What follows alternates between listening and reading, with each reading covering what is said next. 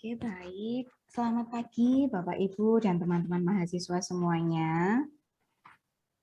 Hari ini di tanggal yang cantik ini kita membuat momen nih. 22 Juli 2022 kita membuat momen melakukan seminar hasil penelitian dan Abimas. Nah, sebelumnya saya ingin tes suara saya. Apakah suara saya terdengar dengan cukup jelas di komputer dan di device Bapak Ibu semuanya? Saya mohon responnya. Sangat jelas. Baik, terima kasih banyak Bapak Ibu semuanya. Saya ucapkan selamat datang di acara seminar hasil penelitian dan Abimas tahun akademik 2021-2022 yang bertajuk Strategies for Strawberry Generation to Survive in the New World Order. Gitu. Nah, seminar ini agak berbeda Bapak Ibu semuanya dan teman-teman mahasiswa karena seminar ini akan ada opening speech juga dan juga ada parallel session. Bapak Ibu dosen semuanya membagikan dan men-sharingkan hasil penelitian dan Abimasnya yang sudah dilakukan pada tahun sebelumnya, semacam itu. Nah, saya ucapkan selamat datang kepada yang terhormat Insinyur Hartono Pranyoto, Magister of Science, Doctor of Philosophy, Insinyur Profesional Utama. Selamat pagi, Bos Hartono. Ini bos saya yang dari Surabaya, langsung impor dari Surabaya. Selamat datang, Bapak. Ya, selamat pagi, Pak Hartono. Terima kasih, Bu. Kehormatan bagi saya yang dalam acara yang luar biasa ini. Terima kasih.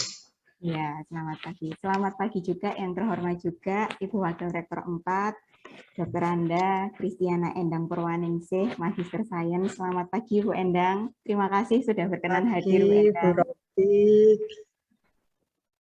Nah, selamat pagi juga kepada Koordinator Bidang Akademik, Bapak Agustinus Mujilan, Sarjana Ekonomi, Master of Science, kepada yang terhormat juga Ibu Veronica Agustini Sri Mulyani, Sarjana Ekonomi, Magister Sains sebagai Koordinator Bidang Kepegawaian dan Keuangan, dan yang terhormat juga Koordinator Bidang Kemahasiswaan, Insinyur Laurentius Anang Setiawaloyo, Sarjana Teknik, Magister Teknik. Dan tak lupa yang nanti akan bergabung bersama kita, ini masih dalam perjalanan, Bapak Andika Alexander Repi yang nanti akan menjadi narasumber opening speech kita. Dan juga yang terhormat juga para wakil dekan, yang terhormat Bapak Ibu Ketua Program Studi, dan yang terhormat Bapak Ibu dosen semuanya yang hadir di dalam acara virtual ini. Dan tak lupa mahasiswa yang saya banggakan yang berkenan hadir di sini untuk menyaksikan Bapak Ibu dosennya mempresentasikan hasil penelitian dan Abimasnya. Nah, seperti yang di awal tadi saya mengatakan bahwa hari ini adalah tanggal yang cantik Bapak Ibu dan teman-teman mahasiswa semuanya. Hari ini adalah tanggal yang cantik, 22 Juli 2022. Kita membuat momen bersama-sama melakukan seminar hasil penelitian dan Abimas tahun akademik 2021-2022 begitu. Nah, seminar hasil penelitian dan Abimas ini merupakan rangkaian proses dari Tridharma Perguruan Tinggi Bapak Ibu dosen khususnya di bidang penelitian dan juga Abimas gitu. Nah, pada momen hari ini kita mengambil tema tentang strategies for strawberry generation to survive in the new world order gitu. Pada kali ini akan terbagi menjadi dua sesi. Sesi yang pertama adalah opening speech session yang nanti akan dipandu oleh Bapak Yonatan. Selamat pagi Pak Yonatan, gimana kabarnya? Selamat pagi, sehat. Sehat selalu, iya. Nanti mohon bantuan untuk memandu opening speech session kita ya Pak ya, dengan Pak Fendi ya Pak ya. Iya. Iya. Kemudian yang kedua, ada parallel session. Parallel session ini nanti akan diisi dengan kegiatan presentasi, hasil penelitian, dan juga Abimas dari Bapak Ibu dosen Universitas Katolik Widya Mandala Surabaya, Kampus Kota Madiun. Begitu. Nah, sebelum acara kita mulai, saya akan membacakan susunan acara pada pagi hari ini. Susunan acaranya, peserta sudah mulai memang join Zoom pada pukul 8 sampai 8.15, kemudian kita mulai dengan pembukaan, doa, kemudian acara dilanjutkan dengan sambutan Wakil Rektor sekaligus nanti membuka acara, dan acara selanjutnya setelah sambutan Wakil Rektor 4 akan ada pengumuman Best Research and Community Service Award, akan ada 4 report, best report, dan best poster yang nanti akan diumumkan.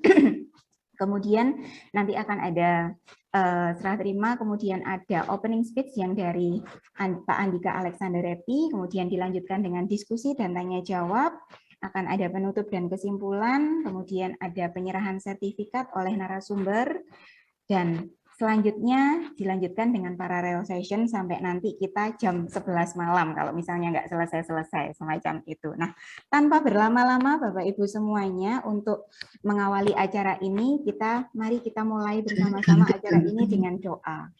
Nah, doa pada pagi hari ini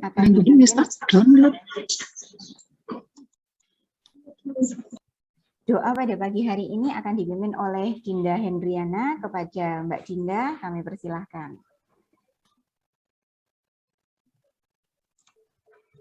Selamat pagi Bapak Ibu. Suara saya terdengar? Ya. Sebelum kita memulai acara seminar hari ini, mari sejenak kita bersama-sama menundukkan kepala dan berdoa kepada Tuhan agar kegiatan hari ini dapat berjalan dengan lancar. Doa hari ini saya akan pimpin secara Katolik bagi Bapak Ibu dan teman-teman mahasiswa yang beragama lain. Saya mohon penyertaannya. Dalam nama Bapa dan Putra dan Roh Kudus. Allah Bapa yang Maha Kasih, kami mengucapkan syukur kepadamu atas anugerah hari yang baik bagi kami semua. Pagi hari ini kami akan bersama-sama mengikuti acara seminar hasil penelitian dan Abdimas Dana Internal tahun akademik 2021 dan 2022 dengan tema Strategies for Strawberry Generation to Survive in the New World Order. Kami mohon campur tangan-Mu Bapa agar acara seminar hasil hari ini dapat berjalan dengan lancar seturut kehendak dan sesuai dengan rencana. Kami juga mohon pendampingan dan penyertaan-Mu kepada seluruh dosen UKWMS agar dapat semakin produktif dalam melakukan kegiatan penelitian dan pengabdian pada masyarakat. Doa yang tidak sempurna ini kami panjatkan dengan pengantaran Kristus Tuhan kami. Kemuliaan kepada Bapa dan Putra dan Roh Kudus, seperti pada permulaan, sekarang selalu dan sepanjang segala abad. Amin. Terpujilah nama Yesus, Bunda Maria dan Santo Yosef untuk selama-lamanya. Dalam nama Bapa dan Putra dan Roh Kudus. Amin. Kami kembalikan ke Bu Robik. Silakan Bu Robik.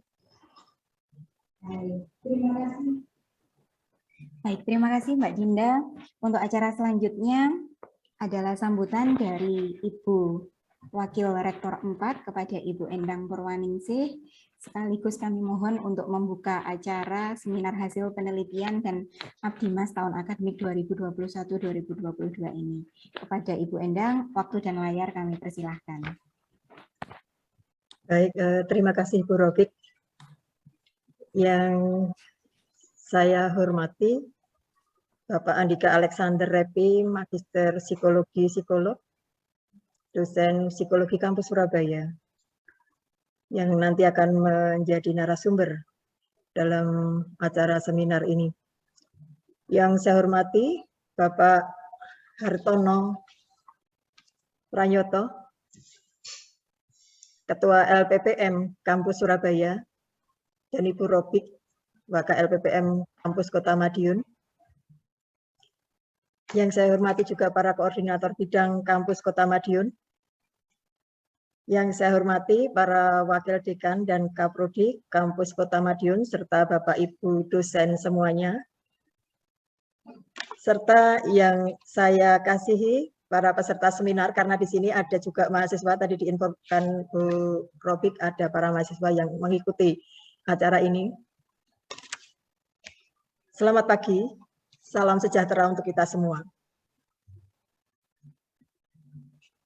Pada hari ini kita patut bersyukur kepada Tuhan yang Maha Kasih, karena kita masih boleh bertemu dan berkumpul secara virtual untuk menyelenggarakan seminar hasil penelitian dan Abdimas internal UKWMS Campus for Strawberry Generation to Survive in the New World Order yang dilaksanakan secara virtual.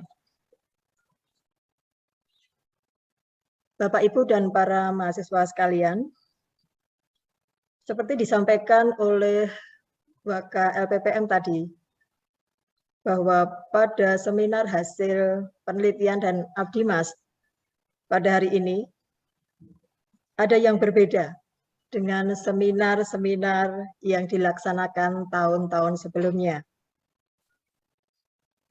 Yaitu tadi antara lain dengan hadirnya Bapak Andika Alexander Repi, Magister Psikologi Psikolog, yang akan memberikan opening speech pada seminar ini dengan materi tentang strategi mendidik generasi stroberi untuk survive menghadapi tatanan dunia baru. Saya ucapkan terima kasih kepada Bapak Alexander Repi untuk kesediaannya berbagi pengetahuan. Semoga nanti dari materi yang diberikan dapat menginspirasi kami semua untuk topik penelitian dan Abdimas pada tahun yang akan datang.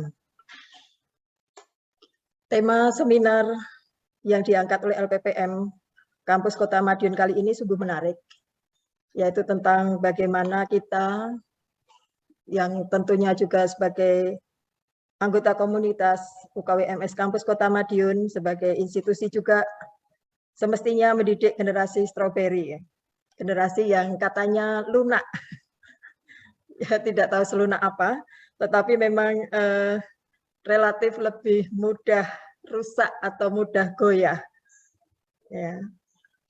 Nah, termasuk tentunya para mahasiswa kita.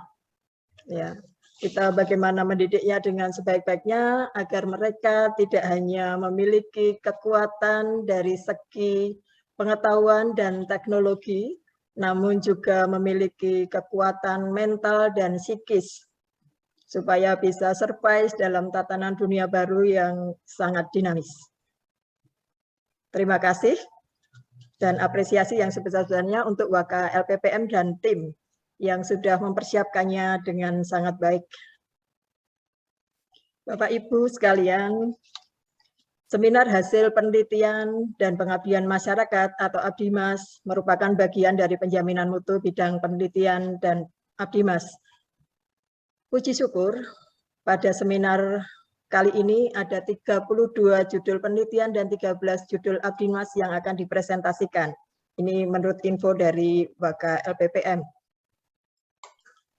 Untuk itu, terima kasih dan penghargaan setinggi-tingginya kepada Bapak Ibu dosen yang sudah berhasil menyelesaikan rangkaian kegiatan penelitian dan Abdimasnya dan mendiseminasikannya melalui seminar ini. Tentunya butuh perjuangan dan pengorbanan untuk bisa menyelesaikannya. Semoga tahun depan makin banyak penelitian dan Abdimas yang bisa dihasilkan. Saya juga mengucapkan terima kasih dan apresiasi yang sebesar-besarnya kepada Bapak Ibu reviewer yang sudah meluangkan waktu untuk mereview laporan hasil penelitian dan Abdimas untuk perbaikan dan menambah wawasan dalam penyusunan laporan hasil penelitian dan Abdimas. Semoga hasil-hasil penelitian ini dapat kita jadikan sebagai bahan untuk pengabdian kepada masyarakat dan menjadi bahan untuk pengkayaan materi bidang pendidikan dan pengajaran. Demikian juga dengan hasil-hasil Abdimas. Sehingga sungguh melalui kegiatan penelitian dan Abdimas kita, UKWMS Kampus Kota Madiun makin memberi manfaat dan memberikan kontribusi nyata untuk meningkatkan kesejahteraan dan berdampak positif bagi masyarakat. Tak lupa juga, maaf Pak Hartono ya, saya berterima kasih atas kehadiran Pak Hartono yang berkenan untuk menyertai dan mendampingi dalam acara seminar hasil penelitian dan Abdimas kali ini. Ini juga sesuatu yang berbeda, sebelumnya juga Pak Hartono, mungkin belum diundang ya Bu Robik ya. Nah, Bapak, Ibu, dan para peserta seminar yang berbahagia, mengingat banyaknya materi yang akan dipresentasikan, kiranya saya tidak akan berpanjang kata, supaya acara bisa segera mulai.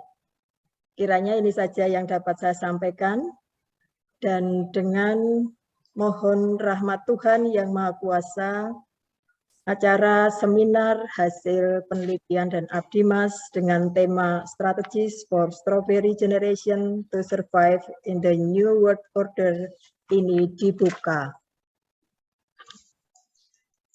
Saya mohon maaf jika ada ungkapan atau tutur kata yang tidak berkenan. Semoga Tuhan senantiasa memberkati dan mendampingi segala aktivitas kita. Selamat melaksanakan seminar. Semoga acaranya berlangsung lancar dan membawa manfaat untuk kita semua. Amin. Sekian dan terima kasih. Waktu saya kembalikan kepada Bu Robik. Amin. Terima kasih banyak kepada Ibu Endang yang sudah membuka acara ini. Berarti ini sudah resmi nih, Bapak Ibu semuanya. Nah, sebelum kita ke puncak acara, ke opening speech-nya, alangkah lebih baik kalau misalnya kita mengabadikan momen ini dulu. Mari Bapak Ibu semuanya untuk on kamera, supaya saya bisa menangkap layar ini, kita bisa mengabadikan momen bareng-bareng. Oke. Kalau di laptop saya akan ada 3 layar. Mari Bapak Ibu semuanya, kita abadikan momen bareng-bareng, kita duduk tegak bareng-bareng, dan kita tampilkan senyum terbaik kita. Tampilkan senyum terbaik kita. Di layar saya ada 3 layar, saya nggak tahu Bapak Ibu berada di layar mana, jadi saya mohon untuk tetap say cheese, gitu ya Bapak Ibu ya. Untuk layar pertama, 1, 2, 3. Oke. Kemudian untuk layar kedua, tetap senyum, 1, 2, 3, say cheese.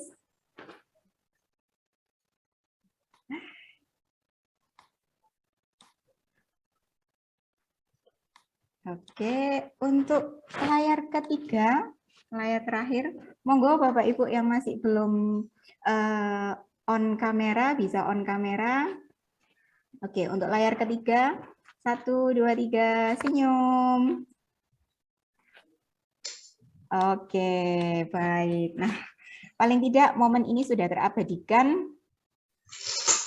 dengan baik. Nah, seperti yang sudah disampaikan oleh Bu Endang tadi, bahwa kali ini momennya memang berbeda karena akan ada 45 hasil penelitian dan 45 hasil penelitian dan Abdimas dengan rincian 32 hasil penelitian dan 13 laporan Abdimas gitu. Nah, saya mengucapkan memang banyak terima kasih kepada Bapak Ibu reviewer karena sudah memberikan skor gitu. Nah, skor ini sudah kami olah sehingga kami bisa mendapatkan best research and best community service yang kita bisa awardkan gitu. Nah, kami mendapatkan ada 4 penelitian, bukan 4 ya, nanti akan ada 4 yang menerimakan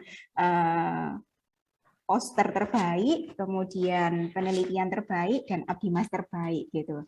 Nah, jadi ini Bapak Ibu semuanya, mungkin layar saya sudah terlihat dengan jelas ya. Jadi Best Research sama Best Community Service Award ini juga beda juga dibandingkan dengan yang seminar hasil penelitian dan Abdimas yang pada tahun-tahun sebelumnya.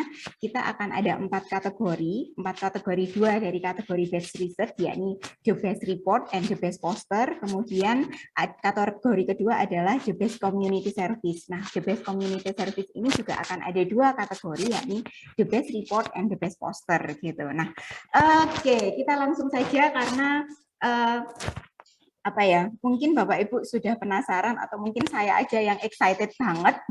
Saya yang excited banget untuk mengumumkan ini. Penskorannya adalah diambil dari skor dari Bapak Ibu semuanya yang sudah memberikan penilaian form penilaian yang sudah kami sebar, baik itu dari konten dan juga dari poster gitu, semacam itu. Nah, langsung saja tidak berlama-lama, penerima The Best Research Award dulu. Jadi penerima The Best Research Award dulu untuk The Best Report adalah, ini nggak ada suara sound sih, kita jadi jeng jeng jeng jeng jeng jeng gitu aja ya. Sorry, saya nggak punya suara ini. Nah, penerima The Best Research, The Best Report dari research adalah, selamat kepada Ibu Dr. Yuli Widiana untuk The Best Report of Research-nya dengan judul Virtual Token Representation of Javanese Netizen on Social Media in Cyber Pragmatic Perspective. Selamat kepada Ibu Yuli. Ibu Yuli mungkin bisa on cam atau on mic untuk mengucapkan halo. Halo Ibu Yuli, sudah bergabung di ruang virtual ini kah? Selamat kepada Ibu Yuli, saya ucapkan karena memang keren sih The Best Report of Research-nya, dengan perolehan skornya adalah 480 gitu. Saya ucapkan selamat kepada Ibu Yuli. Kemudian yang kedua adalah The Best Poster. The Best Poster dari riset kali ini ternyata diraih oleh tidak lain tidak bukan adalah dengan Bu Yuli lagi. Selamat kepada Ibu Yuli. Judulnya sama, The Best Report dan The Best Poster gitu. Nah ini Bu Yuli, ini keren banget Bapak Ibu semuanya dan rekan-rekan mahasiswanya. Reportnya juga bagus, posternya juga mendapatkan nilai yang tertinggi juga ya, ini 470 gitu. Nah dan ini adalah posternya, poster yang mendapatkan The Best posternya of research-nya ini gitu. Nah, ini untuk The Best Research Award-nya. Nah, untuk The Best Community Service Award-nya, The Best Community Service Award sama dengan The Best Research Award, yakni ada dua kategori, yakni The Best Report dan The Best Poster. Nah, The Best Report diraih oleh, selamat kepada Bu Arilia Justisiana, Bu Priska Meliasari dan Bu Kristiana Maya dengan judulnya adalah pelatihan TOEFL dengan media e-learning bagi peserta didik di SMA 5 Madiun dengan skor 450. Nah, selamat kepada Ibu Arilia mendapatkan The Best Report of Community Service Award-nya. Gitu. Nah, untuk yang kedua, The Best Poster diraih oleh beda, tidak sesuai dengan ini, tapi ternyata diraih oleh Ibu Marcella Mariska Aryono, Ibu Herdina Tias, Leila Sari dengan judulnya pendampingan siswa SMA dalam mengeksplorasi potensi dan minat diri dengan perolehan skor 450 gitu. Nah, Bapak Ibu semuanya peraih The Best Research dan The Best Community Service, kami dari LPPM Kampus Kota Madiun sudah menyiapkan hadiah. Mungkin tidak, wow hadiahnya mungkin tidak mobil atau rumah, itu tidak seperti itu. Monggo Bapak Ibu semuanya bisa mengambil hadiahnya, nanti bisa mampir ke LPPM Kampus Kota Madiun untuk mengambil hadiahnya. Hadiahnya nanti bisa dipilih siapa cepat dia yang dapat hadiah yang terbaik dan dia bisa memilih sendiri semacam itu. Saya ucapkan sekali lagi selamat kepada Bapak Ibu semuanya ini ternyata ya, sorry. Ibu-ibu semuanya, maaf, ibu-ibu semuanya yang telah mendapatkan The Best Research and The Best Community Service Award, baik itu dari The Best Report dan juga The Best Poster, begitu. Nah, sepertinya waktu sudah menunjukkan pukul 8.50, berarti waktunya kita untuk acara puncak kita, ya Pak Yonatan ya. Saya undang Pak Yonatan untuk masuk ke ruang virtual ini. Oke, Halo Pak siap. Yonatan, gimana? Siap, Bu Robik. Siap. Oke, hari ini kita akan langsung saja untuk menyaksikan opening speech kita dari yang akan dipandu oleh Pak Yonatan dan juga akan diisi oleh Pak Andika Alexander Repi, Magister Psikologi, Psikolog Certified of Mediator gitu. Nah, saya langsung saja serahkan sepenuhnya waktu dan layar ini kepada Pak Yonatan. Selamat menyaksikan seminar ini. Terima kasih Pak Yonatan. Oke, terima kasih buat Bu Robik sebelumnya sudah memandu acara kita dan membuka acara seminar ini. Dan sekali lagi kami mengucapkan selamat datang bagi para peserta seminar hasil di kesempatan pagi hari ini dengan topik yang tentunya juga kita tunggu-tunggu ya, atau kita nantikan dengan topik strategi for strawberry generation to survive in the new world order. Nah, baik. Perkenalkan, saya Yonatan Setiawan yang akan memandu atau memoderatori acara seminar di pagi ini. Dan terlebih dahulu saya akan menyapa bagi yang sudah hadir di kesempatan pagi hari ini. Ada Wakil Rektor 4, yaitu ada Ibu Dr. Anda CH Endang Purwaningsih SEMSC. Kemudian ada Koordinator Bidang Akademik, ada Bapak Mucilan SEMSC. Kemudian ada Koordinator Bidang Kepegawaian dan Keuangan, ada Ibu Veronica Agustini Sri Mulyani SEMSI. Kemudian ada Koordinator Bidang Kemahasiswaan, ada Bapak Insinyur Laurentius Anang Setiawalio STMT. Kemudian ada Ketua LPPM UKWMS, ada Bapak Insinyur Hartono Pranyoto PSD IPU atau Insinyur Profesional Utama. Kemudian para Wakil Dekan, Bapak Ibu Ketua Prodi, Bapak dan Ibu dosen pengusul penelitian dan Abdimas tahun akademik 2021-2022, dan peserta para mahasiswa semua yang telah hadir dalam acara seminar hasil hari ini. Nah, baik, para peserta di kesempatan pagi hari ini, tentunya kita langsung saja, kita akan bersama-sama dengan narasumber kita yang dinanti-nantikan begitu. Nah, sebelum kita memperkenalkan, saya akan bacakan CV siapa sih Pak Andika Alexander Raffi ini.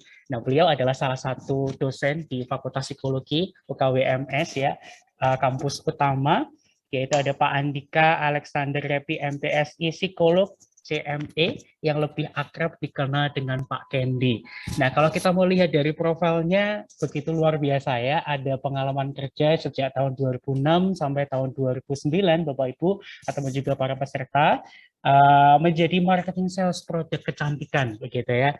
Kemudian mulai tahun 2011 sampai 2013 beliau ini concern dengan menjadi seorang supervisor HRD di industri manufaktur, retail ya, kemudian juga aktif terlibat dalam fasilitator dan trainer di bidang industri manufaktur, retail dan jasa. Beliau juga seorang dosen, masih muda begitu ya, kemudian seorang psikolog industri dan organisasi. Kemudian saat ini yang menarik sekali nih Bapak Ibu, mengelola bisnis retail, kemudian juga ada food beverage bersama dengan sang istri. Wow, ini keren. Dan saat ini tahun 2017 sampai sekarang bersama dengan 4 mahasiswanya sedang menggeluti atau mengembangkan yang namanya Hestios, #inkubator soft skill. Nah, apa itu ya inkubator soft skill? Nah, nanti kita mau tanya secara langsung dengan Pak Kendi begitu ya. Nah, kemudian beliau juga ini ya menulis buku ya, menjadi fasilitator program pelatihan dan pengembangan. Kemudian ada judul Aku Remaja dan Positif, Remaja yang Positif. Kemudian mendesain program pelatihan yang efektif. Kemudian ada judul juga Sebelum Aku Memilihmu. Wah, ini keren banget. Kemudian juga aktif menulis di beberapa jurnal nasional yang lainnya. Oke, tanpa lama-lama begitu ya Bapak Ibu semuanya, itu tadi sekilas profil dari Pak Kendi.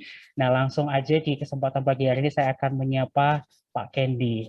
Halo, selamat pagi Pak Kendi. Halo, selamat pagi Pak Yonatan, selamat pagi Bapak Ibu semuanya. Halo, gimana kabarnya Pak Kendi? Tetap sehat? Puji Tuhan, baik, tapi mohon maaf kalau suara saya agak serak ya dari kemarin teriak soalnya. Nggak apa-apa Pak Kendi, tetap semangat yang penting ya Pak Kendi ya. Oke, nah di kesempatan pagi hari ini tentunya kita akan ngobrolin sebuah topik yang seru nih ya Pak Kendi ya. Sesuai dengan topiknya adalah generasi strawberry. Wah, atau strategi bagaimana kita menghadapi strawberry generation ya untuk lebih survive begitu. Nah, kira-kira mungkin ada beberapa di antara kita gitu Pak Kendi, istilah strawberry generation ini masih asing begitu ya Pak Kendi begitu ya. Nah, kira-kira apa sih strawberry generation dan kemudian kenapa kok urgent nih untuk kita bahas begitu Pak Kendi. Nah, mungkin langsung aja Pak Kendi mau memaparkan materinya begitu di pagi hari ini. Baik, terima kasih banyak Pak Yonatan atas kesempatannya. Selamat pagi Bapak Ibu semuanya, Bu Endang, Pak Hartono, Bu Sela. Kak Robik ya. Jadi Bu Robik Selamat ini pagi. rekan kerja saya, bukan rekan kerja ya, rekan seperjuangan gitu ya pada waktu menempuh S2. Iya. Terus ada Pak Yonatan, Pak Andi, Bu Tias, Pak David, ini saya sebutkan semua kolega saya di psikologi ya, Bapak Ibu ya. Sama dan juga rekan-rekan dosen sekalian dan rekan-rekan mahasiswa. Selamat pagi semuanya. Selamat pagi. Pagi, Pak. Iya, Pak. Jujur Bapak Ibu, teman-teman, saya itu cemas. Serius, saya cemas karena saya diminta untuk opening speech di hadapan senior-senior saya gitu ya. Saya dari tadi dingin Bapak Ibu. Ya, bukan karena kipas angin gitu ya, tapi karena ada gejala psikologis yang membuat cemas gitu ya. Tapi izinkan saya hari ini untuk berbagi sedikit gitu ya bagi Bapak Ibu. Semoga kiranya topik hari ini bisa membawa kebermanfaatan bagi kita semua, khususnya bagi kita menghandle para generasi muda gitu ya. Oke, saya izin share screen ya Bapak Ibu ya. Baik. Oke, Bapak Ibu, topiknya ini cukup berat tapi cukup mengenakan gitu ya, karena kita akan membahas tentang makanan ya, tentang stroberi gitu Bapak Ibu. Dan Bapak Ibu tahu ternyata strawberry generation itu sudah ada perubahannya gitu. Sudah ada buah-buah lainnya yang bernama generation juga. Jadi strawberry generation itu sudah cukup lama ada gitu ya. Dan sekarang itu sekitar tahun 2020-an something itu sudah muncul yang namanya durian generation. Gitu Bapak Ibu. Dan yang terakhir saya update informasi itu sudah ada grape generation. Jadi generasi anggur gitu Bapak Ibu. Nah, mungkin ada di kesempatan lain kita bisa bahas karena cukup banyak ya. Semoga nggak ada pecel generation atau tahu tek generation gitu ya Bapak Ibu ya. Oke, mari saya mulai. Bapak Ibu, saya ingin tanya dulu sebelum kita mulai, apa kabar semuanya? Sehat? Sehat. Sehat ya Bapak Ibu. Kira-kira kalau dari kolom 1 sampai 9 Bapak Ibu ekspresinya yang mana atau emosinya yang mana ini pada pagi hari ini, monggo bisa dituliskan di kolom chat. Nomor 1 ya. Mantap Pak Bujilan nomor 1. Apa ini gitu ya. Oke, wah Bu Sela nomor 1. Wah, mostly ini nomor 1.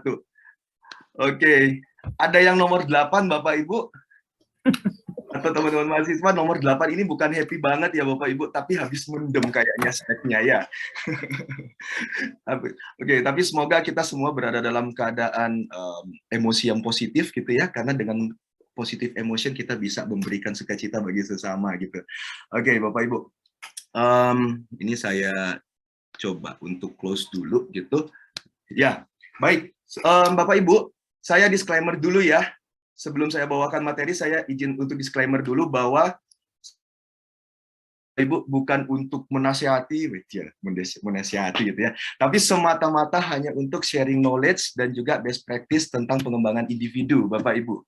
Jadi saya dengan rendah hati mohon maaf apabila ada kata-kata yang salah gitu ya, dan mungkin melampaui dari Bapak Ibu sekalian. Tidak ada maksud apa-apa dan hanya untuk sharing pengalaman. Yang kedua, topik yang saya bawakan ini masih, meskipun topiknya secara pembahasan sudah cukup baru, tetapi secara penelitian ilmiah itu masih sangat kurang, gitu Bapak Ibu. Sehingga perlu banyak kajian-kajian ilmiah yang perlu kita bahas, yang perlu kita teliti ke depannya, sehingga memang variabel strawberry generation ini benar-benar menjadi satu variabel yang lebih ilmiah.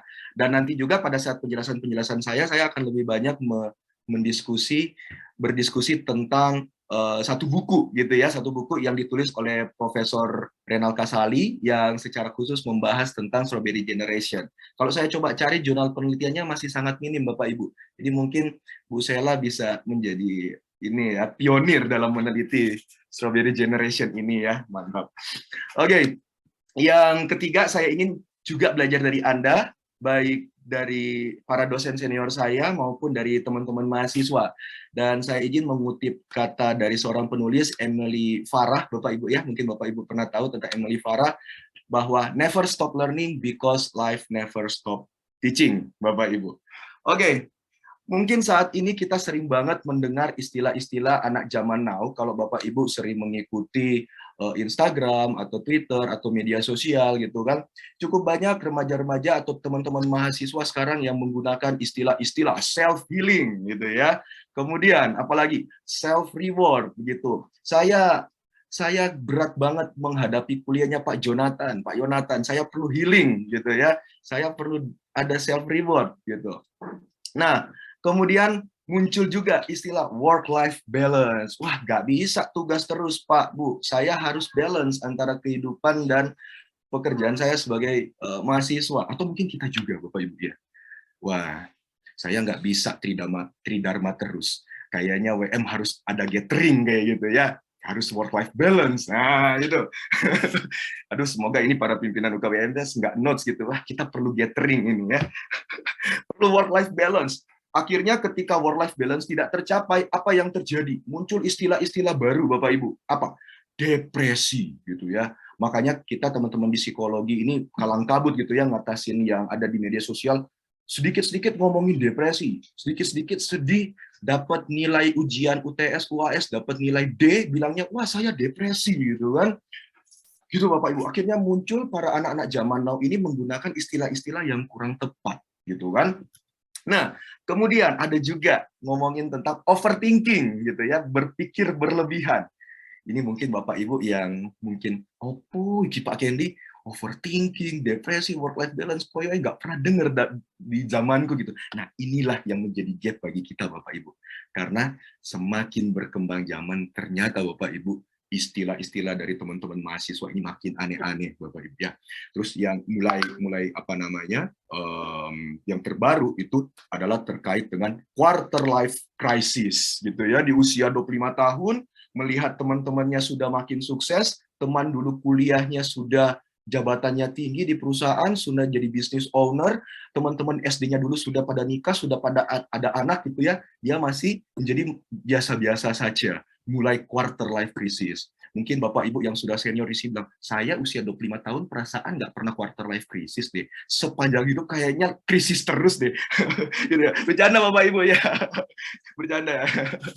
Gitu. Dan Bapak Ibu tahu, saya punya satu kasus Bapak Ibu bisa lihat, ini adalah salah satu mahasiswa, dia chatting gitu di media sosial. Dia bilang gini, gitu Bapak Ibu. Monggo bisa dilihat di layarnya Bapak Ibu.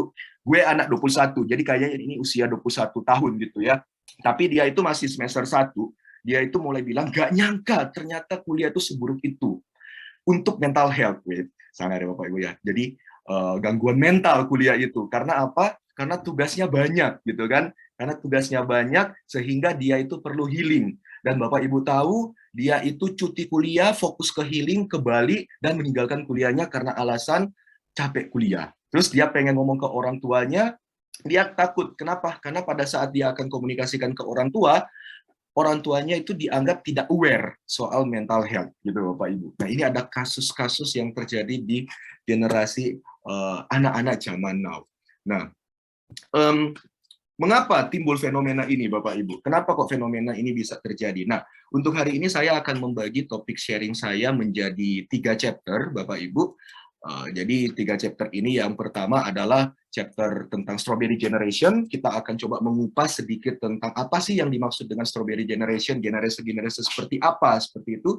Kemudian chapter yang kedua, kira-kira action strategi apa yang bisa kita lakukan. Nah, kebetulan ada teman-teman dari mahasiswa juga, jadi action strategi ini saya akan pilah menjadi 2 bagian, yaitu action strategi kita sebagai mahasiswa, dan yang kedua adalah action strategi kita sebagai educator, bukan sebagai dosen, tetapi sebagai educator, kayak gitu.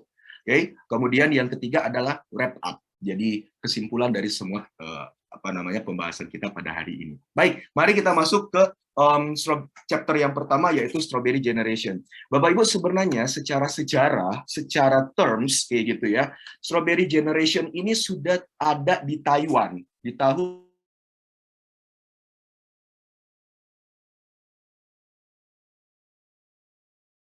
Family of Strawberry kayak gitu. Jadi pada saat awal itu 1980-an itu anak-anak yang ada di keluarga Taiwan itu mereka itu punya daya juang yang cukup rendah. Jadi ketika akan dikasih tugas atau disuruh mengerjakan pekerjaan rumah tangga seperti itu ya, Mereka cukup banyak mengeluh. Nah, kenapa kok disebut sebagai stroberi, Bapak Ibu?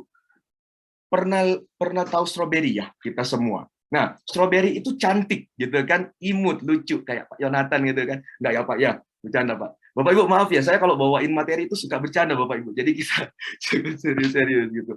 Nah, strawberry generation itu apa namanya? Strawberry itu imut, lucu, menggemaskan, merah merona seperti itu. Tetapi ketika Bapak Ibu biarkan dalam waktu yang singkat, atau misalnya Bapak Ibu tekan-tekan stroberinya kayak gitu, maka buah stroberi ini akan berubah lucu. Entah dia akan menjadi apa ya, jelemek gitu, apa ya bahasa Indonesia ya, apa namanya, agak lunak kayak gitu ya, agak sangat lunak. Kemudian mulai akan membusuk gitu kan, become a routine. It's become routine seperti itu, sehingga itulah yang menjadi analogi bahwa anak-anak pada waktu itu karakternya seperti itu Bapak Ibu. Tampaknya di luar itu cakep, cantik, manis, indah gitu ya secara penampilan luar gitu, secara tangible-nya. Tapi ternyata dalamnya itu mudah rapuh gitu ya. Mudah rapuh. Nah, ini yang disebut sebagai strawberry generation. Nah, seiring berjalannya waktu, istilah strawberry generation ini ternyata berkembang di Singapura, Bapak Ibu. Dia berkembang di Singapura menjelaskan kondisi yang sama. Tapi kita tahu bersama bahwa kalau di Singapura itu perubahannya begitu cepat gitu ya. Sehingga seperti yang saya bilang tadi di awal, strawberry generation itu mulai berubah ke arah yang namanya durian generation. Gitu Bapak Ibu. Ini agak sedikit for your information aja. Bahwa mulai ada yang namanya durian generation. Kita tahu bersama durian generation itu kulit luarnya itu keras gitu kan. Tapi dalamnya itu lembut banget, tapi mengeluarkan bau yang nggak enak bagi kita yang nggak suka gitu ya. Nah, ternyata durian generation ini adalah anak-anak yang berada di dalam keluarga yang orang tuanya itu keras terhadap dunia luar untuk melindungi anaknya. Karena dia keras di luar dan dia melindungi anaknya, akhirnya anaknya menjadi lembut, Bapak Ibu. Nah, itu durian generation for your information saja. Kayak gitu. Nah, kembali ke strawberry generation Bapak Ibu. Seperti yang kita bahas tadi bahwa beautiful and attractive to look at, but so easily broken by pressure. Ketika kita tekan sedikit saja dia langsung akan hancur atau rusak kayak gitu ya.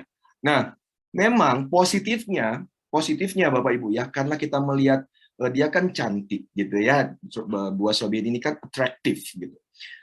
Jadi karakter anak-anak zaman sekarang gitu ya, itu begitu kreatif mereka. Bahkan kalau misalnya dalam pengerjaan tugas, apalagi kita meminta mereka untuk mengerjakan tugas terkait dengan something yang digital, itu beyond our imagination.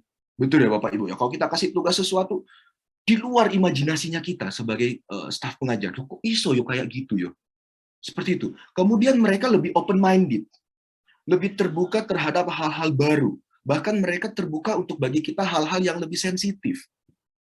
Nah, kenapa kok bisa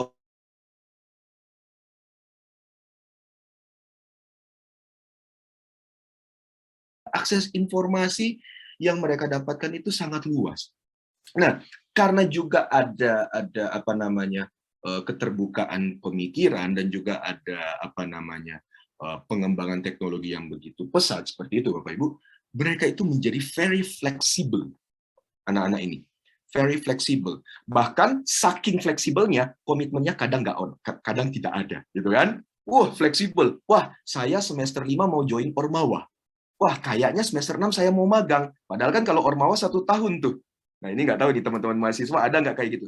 Wah, kayaknya kan kesempatan magang lebih bermanfaat daripada kesempatan untuk ikut Ormawa tuh. Ya udah deh, meskipun saya masih tengah semester, tengah kontrak kerja di Ormawa saya harus dong bersikap fleksibel untuk ke magang, kayak gitu kan. Nah, akhirnya mereka pindah. Dan itu pun ternyata berdampak di dunia kerja.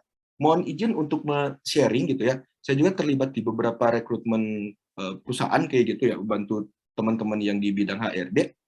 Mereka menemukan ternyata Bapak Ibu, fresh graduate zaman sekarang cukup sering untuk berpindah-pindah dengan alasan yang simple banget. Ah, kejauhan rumahnya, males Padahal dia udah tahu tuh dia bakal kerja di satu perusahaan A gitu kan, harusnya sudah survei dulu. Tapi karena sudah menjalani baru 4 hari, baru 1 minggu kerja, aku mau resign karena kayaknya jauh. Atau mau gampang resign karena alasan apa? Wah, ini tidak sesuai passion saya, kayak gitu.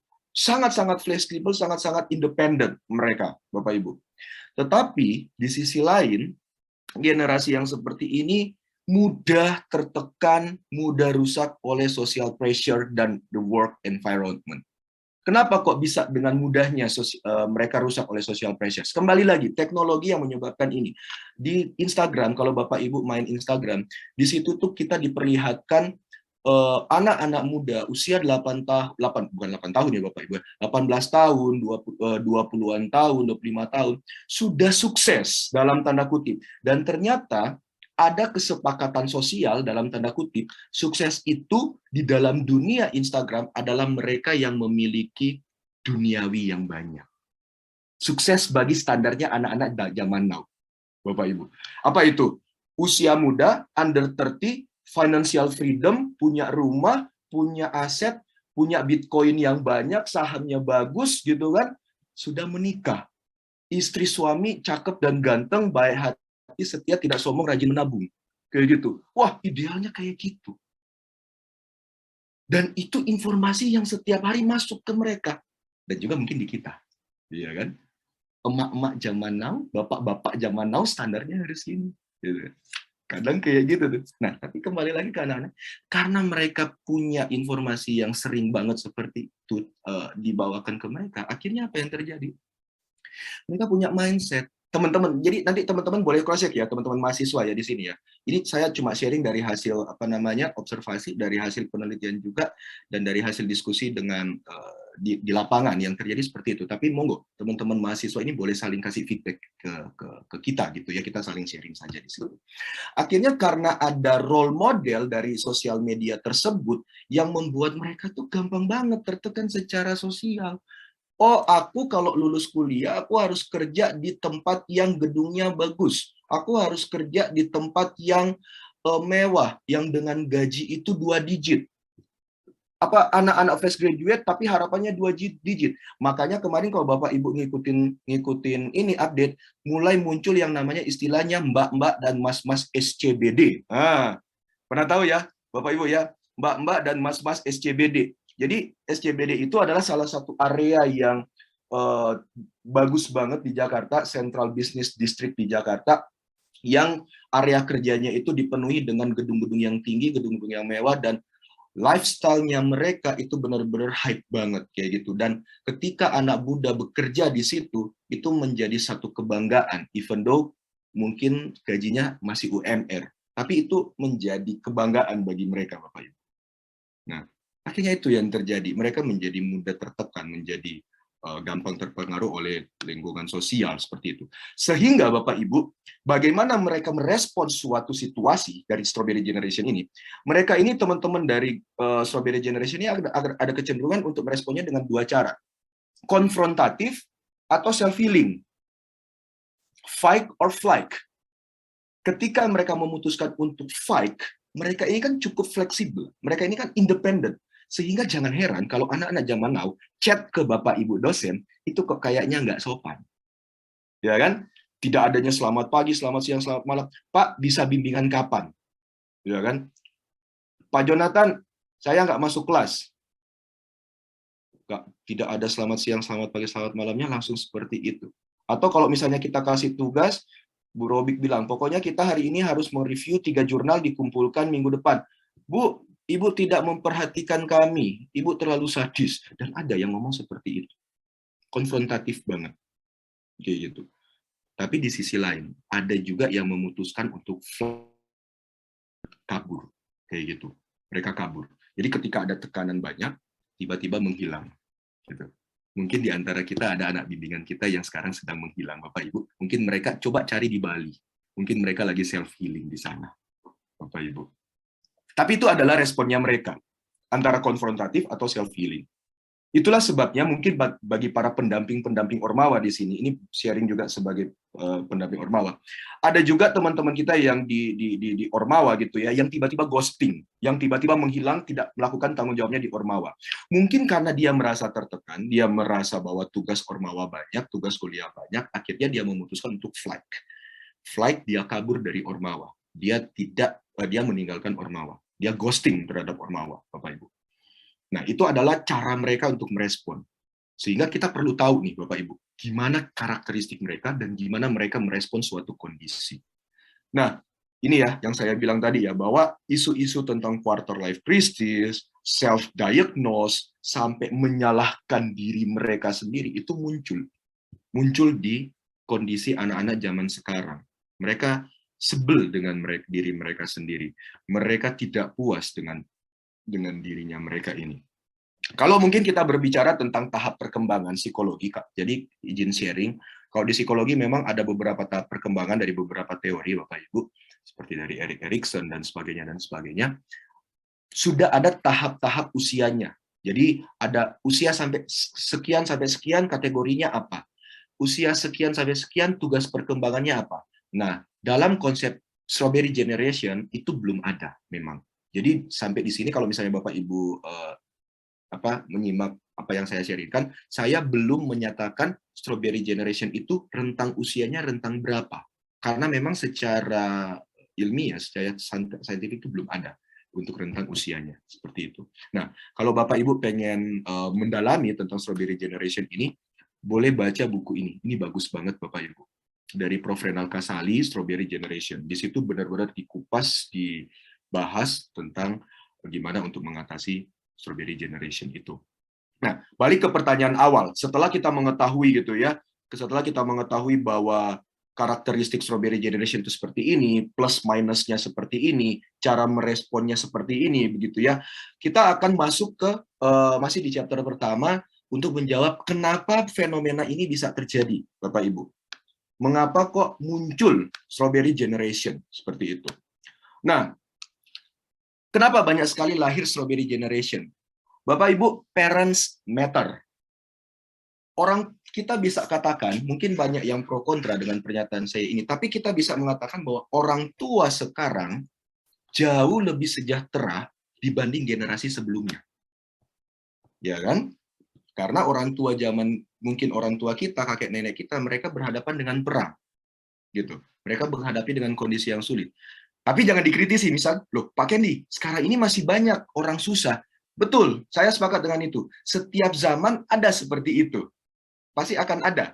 Tapi generasi sekarang, kita dalam tanda kutip, lebih sejahtera dibandingkan generasi sebelumnya, khususnya dalam hal teknologi, pengetahuan, keterbukaan informasi, dan sebagainya. Nah, karena adanya peningkatan ini, maka ada akibat, Bapak Ibu. Dari beberapa hasil penelitian, Bapak Ibu yang dari bimbingan konseling dan dari pendidikan juga mungkin bisa sharing nantinya, ada kecenderungan orang tua itu memberikan apapun yang diminta oleh anaknya. Anak minta apa aja, diberikan. Kemudian yang paling cukup memiriskan gitu ya, semoga terms miris itu tepat gitu, memberikan kompensasi waktu dengan memberi uang atau hadiah-hadiah untuk memenuhi keinginan anaknya. Jadi seakan-akan waktu itu bisa dikompensasi. Yang penting saya sudah menyekolahkan kamu. Saya sudah ngasih uang jajan. Kalau saya sudah ngasih seperti itu, artinya saya sudah sayang sama kamu sebagai anak saya. Nah, di sini orang tua itu perlu memberikan waktu, memberikan perhatian kepada anak-anaknya dalam tahap perkembangannya. Cuma memang bukan ranah saya untuk berbicara mengenai perkembangan keluarga, tetapi dari yang selama ini saya temukan di lapangan, saya konseling dengan teman-teman remaja, cukup banyak yang mengeluhkan demikian. Mereka merasa bahwa kasih sayang orang tua itu terkompensasikan dengan barang-barang materi, sehingga mereka itu menjadi lebih bebas. Nah, disinilah mereka menjadi lebih bebas, menjadi lebih kreatif, mereka bisa mengeksplor banyak gitu ya, tanpa ada pagar dari orang tua. Tanpa ada batasan dari orang tua. Tapi di sisi lain, secara karakter, secara value, itu belum tentu mengkristal di anak-anak kita. Seperti itu. Kemudian ada kecenderungan bahwa bersikap permisif, Bapak Ibu. Jarang menghukum anak-anak ataupun memberikan konsekuensi atas kesalahan yang dilakukan anaknya. Kalau kita bandingkan lebih zaman kita dulu gitu ya, zaman papa mama kita, dikit-dikit rotan itu melayang. Ya enggak? Kita melakukan kesalahan sedikit, jepret. Kita melakukan sedikit, cubit, kayak gitu. Sekarang, anak melakukan kasus di sekolah, orang tuanya yang ke sekolah, gurunya yang dimarahin. Atau kalau misalnya protes ke dosen, dosen yang diomelin, kayak gitu ya. Besok saya mengadakan karakter building di Surabaya. Kebetulan ini pelatihannya 2 hari, Bapak Ibu. Nah, kegiatan yang kami desain itu kebetulan sampai jam 9 malam. Tapi ada sekitar 3 peserta itu yang sudah minta izin sekitar jam 16, jam 18 itu mau ke Sweet 17 temennya. Nah, kami cross check ke orang tua. Padahal kan event malam itu adalah event untuk karakter building, benar-benar untuk materi yang penting gitu kan. Kita cross check ke orang tuanya. Pak, Bu, maaf kita besok ada sesi di jam segini. Loh, ya apa ya? Aku mau larang ya, tapi nanti anaknya mutung, gitu omongannya. Terus gimana dong? Nah, ada juga, ini kejadiannya barusan Bapak Ibu, rapotan kemarin. Jadi ini diceritain sama teman saya, beliau ini kebetulan dosen keguruan, cuma bukan di WM. Jadi beliau ini pernah handle satu kasus, ada satu sekolah di Jawa Timur, waktu itu di SMA. Jadi pas pengambilan raport, anaknya itu sebel, anaknya itu kesel karena dia itu nggak naik kelas. Nah, Bapak Ibu tahu nggak? Waktu ambil raport, dia itu mengacungkan jari tengahnya ke gurunya. Separah itu, dia mengacungkan jari tengahnya ke gurunya. Ya, saya nggak berani untuk simulasi di sini, Bapak Ibu ya. Nah, terus jadi Bapak Ibu boleh mengimajinasikan gimana gitu ya. Nah, akhirnya orang tuanya ini cuma bisa cerita ke teman saya ini. Kebetulan dia memang lagi aktimas di sekolah tersebut. Orang tuanya cerita, aku tuh bingung gimana mau marahin anakku kayak gitu. Soalnya kalau aku kerasin ke anakku, nanti dia kabur dari rumah. Ya udah tak biarin aja, tak tegur aja, nggak bagus seperti itu. Nah ini respon-respon permisif seperti ini yang muncul Bapak Ibu, dan akhirnya memang itu yang terjadi. Selain itu, kenapa kok Strawberry Generation ini bisa muncul? Remaja saat ini sangat mudah untuk dipenuhi kebutuhannya, sangat mudah. Kita juga sangat mudah kayak gitu ya. Bapak Ibu lapar siang-siang gitu kan di Madiun, GoFood aja, ya kan? Kita mau pergi acara nggak ada baju bagus, Shopee aja. Kita nggak ada uang, Shopee Later saja, gitu kan? Check innya belakangan. Wah, Bu Dwi ini sudah check out semua Bu Dwi. Bercanda ya Bu ya. Nah itu yang terjadi Bapak Ibu. Itu yang terjadi. Kita sangat mudah untuk mendapatkan mendapatkan kebutuhan kita seperti itu. Sehingga Strawberry Generation ini menjadi lebih berkembang. Dulu zamannya kita kecil, pada saat kita TK, pembelajaran kita lebih menyenangkan. Kita lebih banyak bermain. Kita lebih banyak bersenang-senang dengan teman-temannya kita. Zaman sekarang, anak-anak zaman sekarang, dari mereka muda saja, mereka sudah menghadapi kompetisi yang intens. Apa? Dari kecil, umur 5 tahun, harus menguasai 5 bahasa. Bahasa Indonesia, bahasa Inggris, bahasa Korea, bahasa Mandarin, bahasa Jawa. Belum kalau itu, bahasa Kromo Inggil. Wah, ditekan, pokoknya kamu harus menguasai bahasa itu. Atau, anak TK, kalau dulu zamannya kita, ini apa? Bolpen. Bolpennya berapa? 1. Sekarang, 1 tambah 1 kali 3 kuadrat. Jadi susah. Atau dibus dengan kompetensi lain dengan kursus-kursus. Oh, kamu kalau usia sebelum 5 tahun harus kursus piano, renang, basket, bela diri, semuanya. Kayak gitu. Nah, kita lihat di sini Bapak Ibu, dinamikanya. Orang tuanya itu sulit bersikap permisif, teknologi berkembang, tapi di sisi lain kompetisi dan kondisi stres itu makin tinggi. Nah, kondisi inilah yang membuat akhirnya muncul Strawberry Generation itu, Bapak Ibu. Karena ada kondisi-kondisi yang seperti ini. Nah, itulah kenapa kok kita sebagai educator kok rasanya ya perlu mengambil step ahead, langkah praktis gitu ya sebagai pendidik itu untuk apa nih yang harus kita lakukan seperti itu. Nah, sehingga mari kita masuk ke chapter yang kedua. Action strategi apa yang bisa dilakukan sehingga kita bisa survive, kita bisa menghadapi Strawberry Generation ini. Nah, sama seperti yang saya bilang tadi bahwa action strategi ini adalah langkah-langkah strategi yang bisa kita lakukan baik dari sisi mahasiswa maupun dari sisi kita sebagai educator.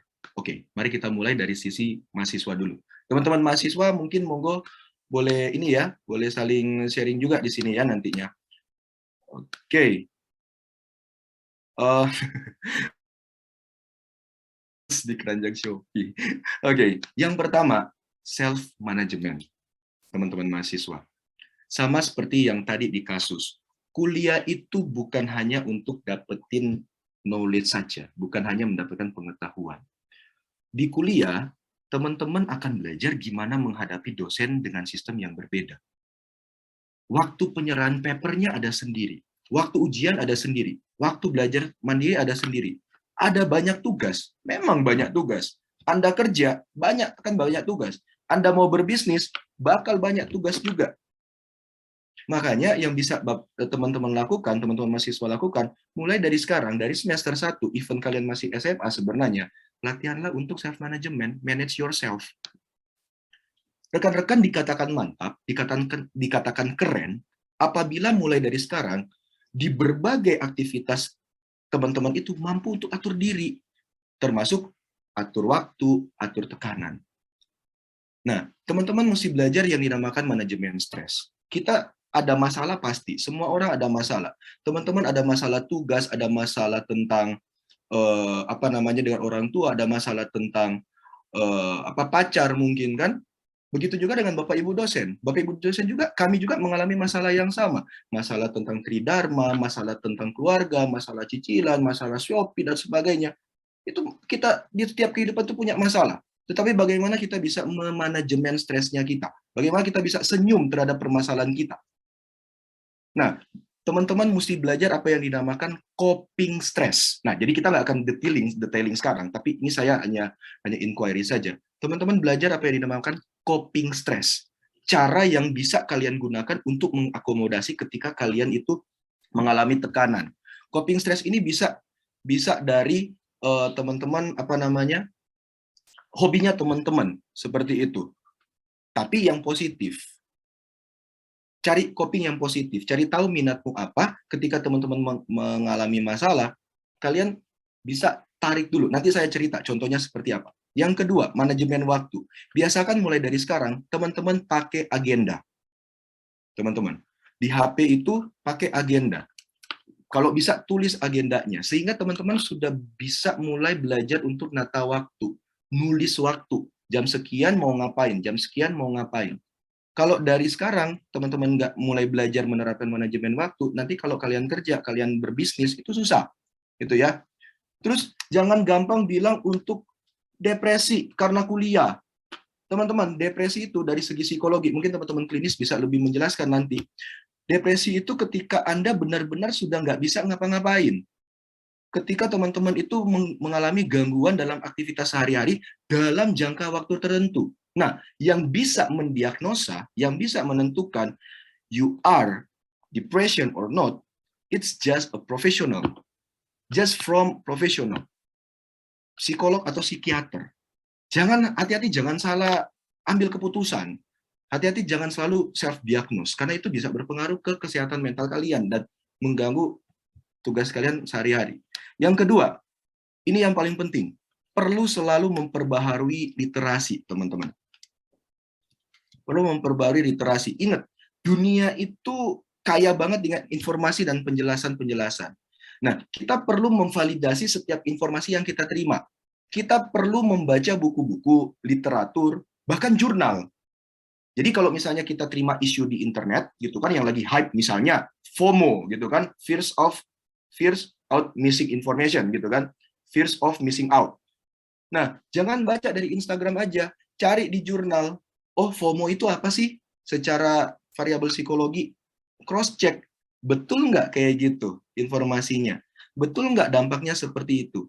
Jangan sampai kita hanya membaca satu literatur, kita sudah langsung menyimpulkan. Atau kita sudah cuma mendengarkan satu podcast, kita langsung self-diagnose. Kayak gitu. Oke, yang ketiga adalah hardiness personality, teman-teman. Mulai untuk mengembangkan hardiness personality. Gini, hadapi semua situasi dengan sekuat tenaga. Memang nggak gampang, saya bilang teorinya, tapi dalam praktiknya itu susah. Tetapi kalau kita nggak membiasakan dari sekarang untuk memiliki hardiness personality, kepribadian yang tangguh, gitu ya, kita bakal melempem nanti mentalnya kita. Ujian, UTS, UAS, baik ujian di kelas, ujian di kehidupan, itu hal yang biasa. Kita harus berani keluar dari zona nyamannya kita. Kita harus punya mindset yang sama kayak katanya Agnes Monica. Life is never flat. Hidup itu nggak pernah statis, selalu dinamis. Nah, di situ nikmatnya hidup, teman-teman. Kegagalan memang nggak enak gitu ya, nilai jelek, nggak enak, dimarahin dosen, nggak enak. Dosen ngasih tugas banyak, bikin capek. Tapi healing itu bukan jalan keluar yang solutif untuk melatih mentalmu ke depan. Cara paling solutif untuk menyelesaikan tugas yang seabrek, mulai dengan mengerjakannya. Nah, kalau sampai satu titik, kamu benar-benar ngerasa capek dengan kuliah, dengan kehidupan yang fana ini, kehidupan yang fana ini. Break sebentar nggak apa-apa. Nonton, main game, makan-makan, hangout. Setelah itu balik lagi, kerjain lagi. Sharing pengalaman, waktu saya semester 5 dan 6, saya kuliah juga di WM, tugas-tugas di psikologi itu mostly project. Tanya ke Bapak Ibu dosen psikologi. Semester 5, semester 6 itu tugas-tugasnya mostly project. Mostly ambil data. Waktu itu juga kebetulan saya di Ormawa, saya di BPMU, tapi di sisi lain saya juga kerja. Deadline-nya itu banyak banget. Tanggung jawabnya bukan cuma ke satu pihak saja. Capek banget. Akhirnya saya memutuskan, oke, saya nggak mau kerjain tugas, saya pending pengerjaannya. Terus Jumat sampai Minggu, saya putuskan untuk jalan-jalan. Waktu itu saya diving, saya masih ingat banget saya diving. Hangout, healing lah istilahnya kalian gitu ya. Tapi sebelum saya pergi hangout, sebelum saya pergi healing, diving waktu itu, saya tulis di kamar saya komit pulang dari healing, saya harus mengerjakan tugas A targetnya apa, deadline-nya kapan. Tugas B targetnya apa, deadline-nya kapan. Nah, setelah pulang, saya realisasikan. Begitu terus, maka bisa jadi kebiasaan. Gak masalah kalau mau istirahat, asal kita punya komitmen untuk menunjukkan kinerja yang lebih baik. Ibaratnya kayak gini, ibaratnya katapel. Tahu ya katapel ya? Kita gitu kan? Tapi pas kita lepas, itu cepet. Bahkan katapel itu bisa mengalahkan Goliat. Wih, rohani sekali pagi ini ya. Baik, itu buat teman-teman mahasiswa. 3 poin ini tolong dipraktikkan mulai dari kapan? Mulai dari setelah Anda mendengarkan, setelah Anda mengikuti kegiatan ini. Yang terakhir adalah dari teman-teman dosen. Ini ya Bapak Ibu, ada chatting dari mahasiswa kita gitu ya. Ini sebagai refreshing saja untuk mahasiswa kita sering chatting seperti ini. Ada yang tidak pakai salam langsung. Assalamualaikum Pak, saya mau revisi. Wis. Emang kenapa Pak kalau di email? Kan irit kertas Pak. Oke, rekan-rekan dosen sekali lagi saya mohon izin bukan untuk menggurui atau apa, tapi izinkan saya untuk sharing beberapa strategi yang bisa kita lakukan untuk mengatasi teman-teman Strawberry Generation. Yang pertama, mindset. Saya nggak bisa infokan cara praktis lain kalau misalnya mindset kita itu udah stuck. Pokoknya aku melakukan dengan caraku turun-temurun seperti ini. Pokoknya mereka yang harus mengikuti aku. Nggak bisa. Kita harus punya yang namanya growth mindset. Bagaimana kita itu harus bisa bertumbuh, kita harus terbuka terhadap ide-ide baru, situasi baru, perkembangan baru, termasuk keanehan-keanehan dari para Strawberry Generation. Mungkin kita akan terkaget-kaget dengan situasi itu. Tetapi ketika kita punya growth mindset, mindset yang bertumbuh, mindset yang berkembang, maka kita bisa melihat suatu hal tersebut menjadi sesuatu yang challenging bagi kita, sesuatu yang membuat kita penasaran, sesuatu yang membuat kita untuk termotivasi untuk membantu mereka dalam menyelesaikan masalah-masalah mereka. Itu growth mindset, Bapak Ibu. Jadi kita mulai dulu dari mindsetnya kita mau untuk menerima perubahan yang ada di zaman sekarang. Termasuk menerima kalau misalnya ada perubahan. Dulu kan awal-awal tuh dari BKD itu, dari awalnya print out, terus pakai aplikasi itu kan produk ribet gitu kan, banyak yang ngomel gitu kan, dulu nggak bisa. Nggak boleh kayak gitu, kita mesti punya growth mindset Bapak Ibu. Oh ya wes, sekarang itu zamannya digital, kita harus. Saya juga awalnya keteteran gitu ya, wih kok harus pakai aplikasi dan sebagainya, tapi ternyata dengan kita punya growth mindset kita bisa menerima perubahan gitu. Yang kedua adalah ini Bapak Ibu, value. Sehingga saya bilang saya izin tidak menggunakan kata dosen, tapi kita pakai educator. Nah, mari kita dalam kelas, dan saya yakin Bapak Ibu juga sudah menerapkan ini sebenarnya, tapi di dalam kelas itu kita tidak hanya mengajarkan tentang knowledge, skill saja, tetapi kita menanamkan value ke mereka tentang kehidupan. Basic value, integrity, profesionalitas, komitmen, dan sebagainya. Cuma dengan menggunakan bahasanya mereka. Put their shoes into our shoes. Bukan not put our shoes into them. Jadi kita mencoba menginternalisasi value-nya kita ke mereka dari sudut pandangnya mereka. Dengan cara apa? Nanti coba saya contohkan di tips yang ketiga. Nah, tapi ketika kita akan menanamkan value ini, kita perlu ingat bahwa kita harus walk the talk. Kita ngajarin value tentang profesionalitas, kita harus profesional juga. Kita ngajarin tentang disiplin ke anak-anak, kita juga jangan telat masuk ke kelas. Kita harus walk the talk. Jangan sampai kita mengajarkan fundamental value dan skills kepada mereka, kita sendiri tidak menerapkan itu. Mereka akan ada krisis kepercayaan terhadap kita. Akhirnya strawberry generation ini akan makin bertumbuh. Gitu. Oke, nah praktisnya gimana? Praktisnya jadikanlah experiential learning dan joyful learning, Bapak Ibu. Praktisnya gimana? Challenge mereka. Teman-teman di strawberry generation ini adalah tipe-tipe yang suka di challenge. Mereka kreatif, mereka inovatif, mereka itu bebas gitu ya. Kita challenge mereka, kita ngasih tantangan, misalnya, Bapak Ibu coba lebih, mungkin ini bisa dipakai ya, disesuaikan dengan RPS-nya kita ya. Coba kita kasih ke mereka project gitu ya, project yang turun ke lapangan. Loh Pak, zaman pandemi gini gimana bisa bisa turun ke lapangan kayak gitu ya? Gimana challenge-nya? Itu mungkin kreativitas diri kita masing-masing. Nah, saya izin kasih contoh, salah satu mata kuliah yang saya ajar adalah training and development. Mengadakan pelatihan. Nah, mengadakan pelatihan kan biasanya harus offline, tapi kan online. Nah, ya sudah, kita dan tim saya, Pak Happy, itu kita coba berpikir gimana ya, kita maunya mereka tetap menerapkan, mereka kita challenge, tapi tetap online. Oh ya sudah, berarti proyeknya mereka yang awalnya offline, kita nuntut mereka, kita challenge mereka, ayo adakan program pelatihan secara online, kayak gitu. Nah, itu perlu kreativitas kita untuk bisa me-adjust RPS-nya kita menjadi sebuah tantangan-tantangan yang menyenangkan. Itu yang pertama, kita harus challenge mereka. Yang kedua adalah involvement. Bapak Ibu kan kita sering banget ya, Abdimas, kemudian penelitian dan sebagainya. Mari kita ajak mereka untuk berpartisipasi, bukan hanya sebagai asisten saja. Tetapi benar-benar bisa nggak kita ngasih mereka tanggung jawab juga untuk roles gitu ya, benar-benar important roles. Contoh, misalnya Bapak Ibu akan melakukan sosialisasi untuk Abdimas kayak gitu ya di masyarakat gitu. Nah, mereka jangan hanya dilibatkan hanya untuk membuat laporan atau menyiapkan hal teknis gitu, atau bawa laptop atau nyiapin sound system dan sebagainya. Jangan. Minta mereka untuk ayo jadi narasumber gitu kan. Jadi narasumber kamu. Nggak usah topik yang ribet-ribet. Jadi narasumber yang simple-simple. Tetapi mereka kita challenge, kita involve mereka supaya mereka bisa tampil di depan umum. Ada situasi yang baru yang mereka rasakan di situ. Tidak hanya dalam tanda kutip menjadi asisten saja. Nah, involvement seperti itu yang bisa kita lakukan. Kemudian yang kedua adalah joyful reward dan punishment. Gitu.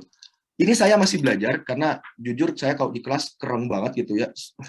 Begini katanya.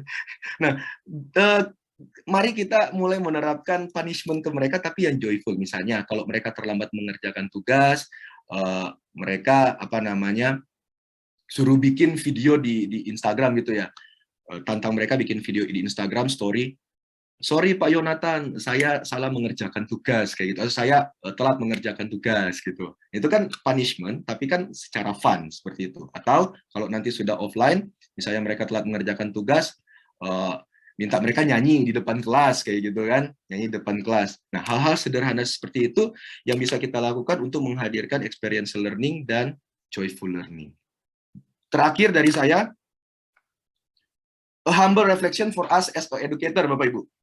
Kita bisa melabel mereka dengan apapun, dengan sebutan apapun, strawberry generation, generasi yang lemah, generasi yang rentan, apapun. Tetapi kita jangan pernah menyerah di mereka.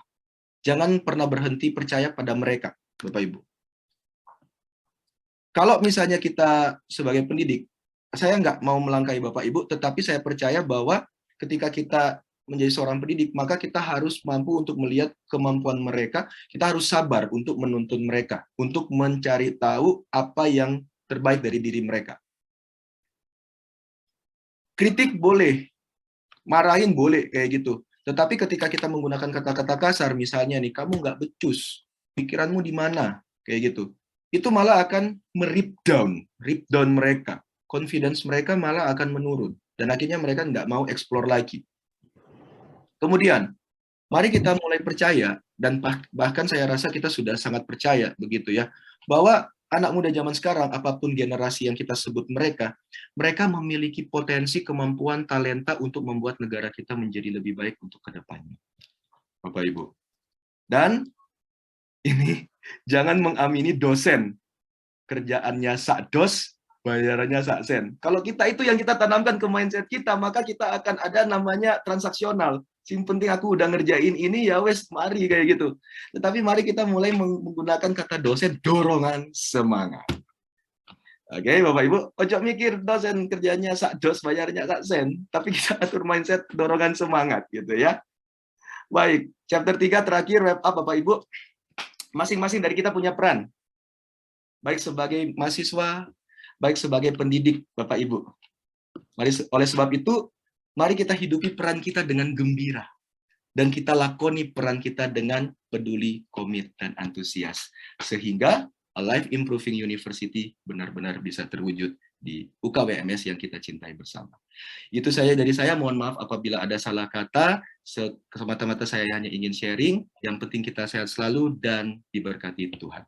Terima kasih Bapak Ibu semuanya. Amin. Oke, terima kasih Pak Kendi sudah menyampaikan pengetahuannya, ilmunya, sharingnya luar biasa keren. Boleh kasih emot tepuk tangan atau like gitu ya Bapak Ibu ya. Oke, nah sekarang di kesempatan pagi hari ini Bapak Ibu ataupun juga teman-teman mahasiswa silakan saja nih bagi teman-teman yang mau bertanya kepada Pak Kendi, kita masih ada waktu sekitar 10-15 menit begitu ya untuk kita sharing, untuk berbagi pertanyaan.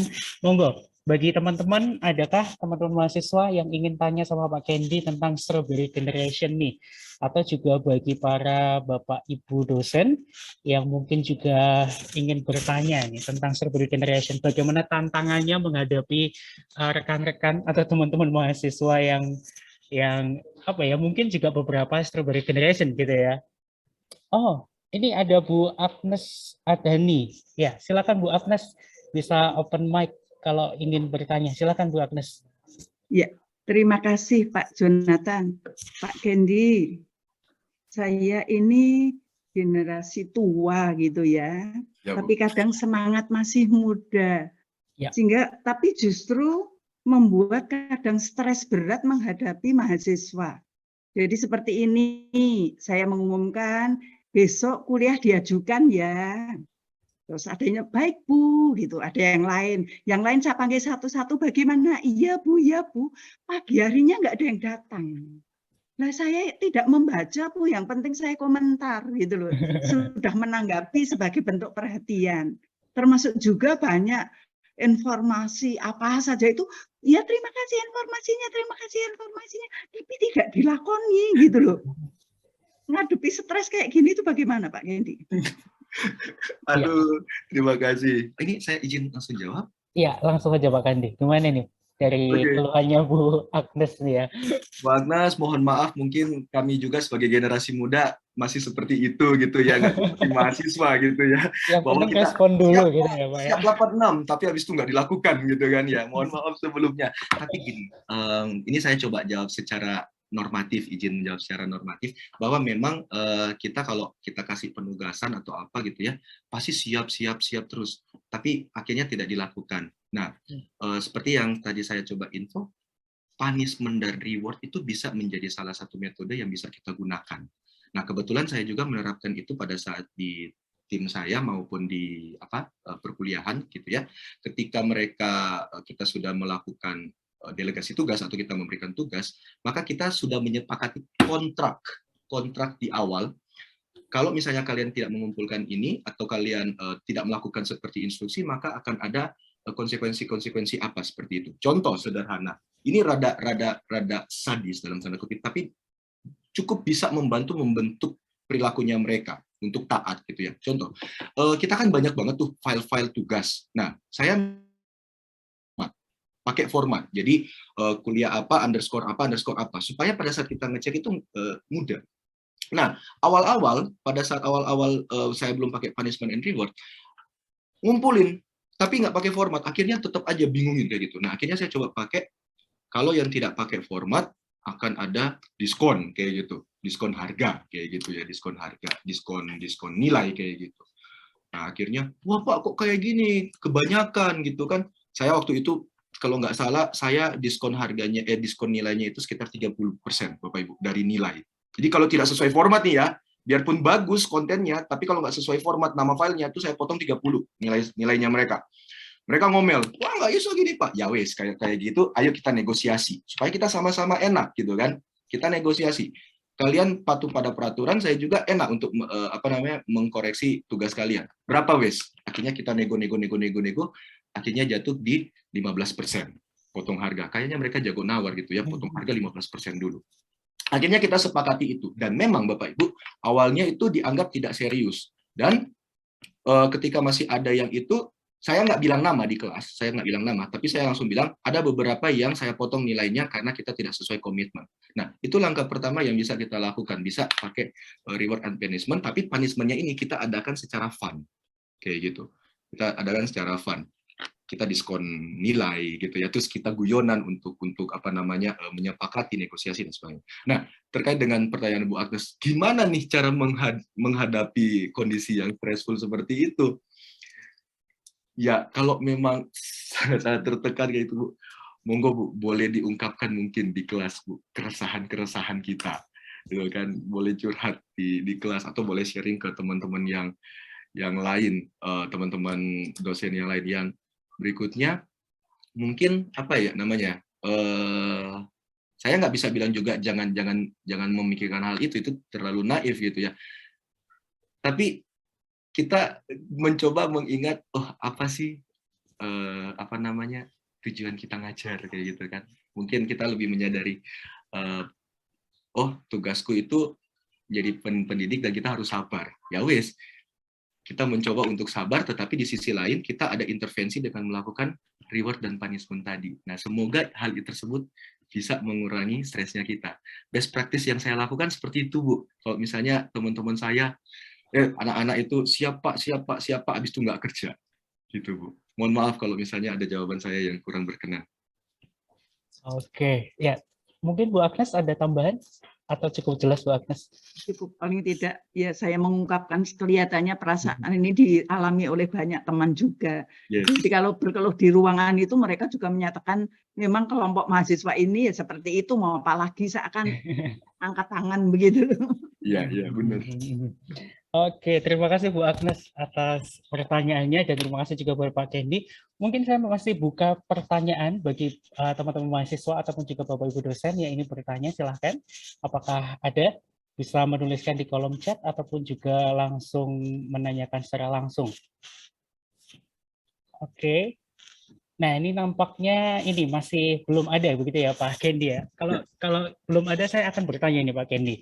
Nah, menghadapi strawberry generasi ini Pak Kendi, kalau menurut Pak Kendi sendiri bagaimana nih kalau misalkan kita juga sebagai seorang edukator gitu ya, atau seorang pendidik, di mana kita juga saya rasa ini juga dialami oleh beberapa dosen kita bahwa kita juga pengen gitu ya menerapkan atau mengajak mahasiswa untuk aktif begitu ya Pak Kendi ya, aktif supaya mereka memiliki banyak pengalaman, memiliki banyak experience begitu dalam pembelajaran ataupun juga aktif dalam organisasi, karena kita juga mikirnya nanti dia akan terjun ke dunia kerja begitu ya Pak Kendi ya. Nah, tapi yang menjadi permasalahan kita hari-hari ini adalah bagaimana memotivasi begitu ya, memotivasi mahasiswa ini supaya tetap excited begitu ya. Ketika kadang saya mendengar keluhan mahasiswa seperti ini Pak Kendi. Kok aku lagi sih Pak begitu ya. Jadi kalau misalkan ayo terlibat aktif dalam kegiatan ini begitu ya, atau ayo dalam proyek ini begitu ya. Kok lagi-lagi saya atau Pak begitu ya, kok nggak ada yang lainnya. Karena memang pada dasarnya kita juga ini ya di apa ya istilahnya ya hanya ini begitu ya. Tahun ini melihat potensi-potensi ya ini begitu Pak Kendi. Ini bagaimana memotivasi mahasiswa-mahasiswa yang mungkin dia sebenarnya punya potensi begitu ya, tapi harus didorong-dorong. Kemudian ada istilah muncul kata kok aku lagi, nggak ada yang lainnya gitu Pak Kendi. Nah gimana ini Pak Kendi? Oke, ada dua hal yang perlu kita lihat di sini. Ini saya sharing pengalamannya baru kemarin Pak Yonatan. Jadi yang saya lakukan adalah saya membuat variasi delegasi tugas, begitu. Jadi kalau misalnya saya ajak teman-teman untuk training kayak gitu ya, awalnya itu saya cuma minta mereka untuk siapin teknis kayak gitu, siapin teknis. Kemudian habis itu saya tantang mereka, ayo sekarang kalian bawakan game ice breaking seperti itu. Tapi orang yang sama gitu ya, orang yang saya lihat punya potensi, bisa kita kader seperti itu kan, bisa kita tingkatkan kemampuannya. Nah kemarin itu kebetulan kasih pelatihan ke karyawan. Nah saya tantang dia, teknis kamu jago, ice breaking happy cafe. Ya wis, saiki kamu bawain sesi. Wih, Pak, teriak Pak. Karena kan orangnya ekspresif ya. Mahasiswanya kebetulan ekspresif. Yo, apa Pak? Enggak iso lah Pak, Pak. Aku meneh Pak, sing lain kok Pak. Ya udah saya bilang, enggak, kamu bisa. Terus setelah coba NI, pokoknya tak kasih materinya, saya kasih PPT-nya, kamu pelajari 1 hari gitu kan, besok kamu bawa no materi. Tapi kalau salah gimana? Wes coba NI dulu. Akhirnya yang dilakukan apa Pak? Bapak Ibu, pas dia bawain sesi, kacau. Tapi nggak apa-apa. Nggak masalah. Tuh kan Pak, apa aku bilang kacau kan? Nggak apa-apa. Mereka juga kan belajar dari kamu. Mereka juga kan tetap perlu belajar. Kamu udah bagus. Paling tidak kamu udah berani untuk itu. Nah, setelah kita challenge yang bervariasi, kita kasih challenge bervariasi kayak gitu ya, kita harus apresiasi kayak gitu. Tapi jangan terlalu over appreciation karena membuat mereka jadi merasa begitu ya. Dari generation juga gitu kan, over proud kayak gitu, over proud. Tapi mungkin kenapa kok bisa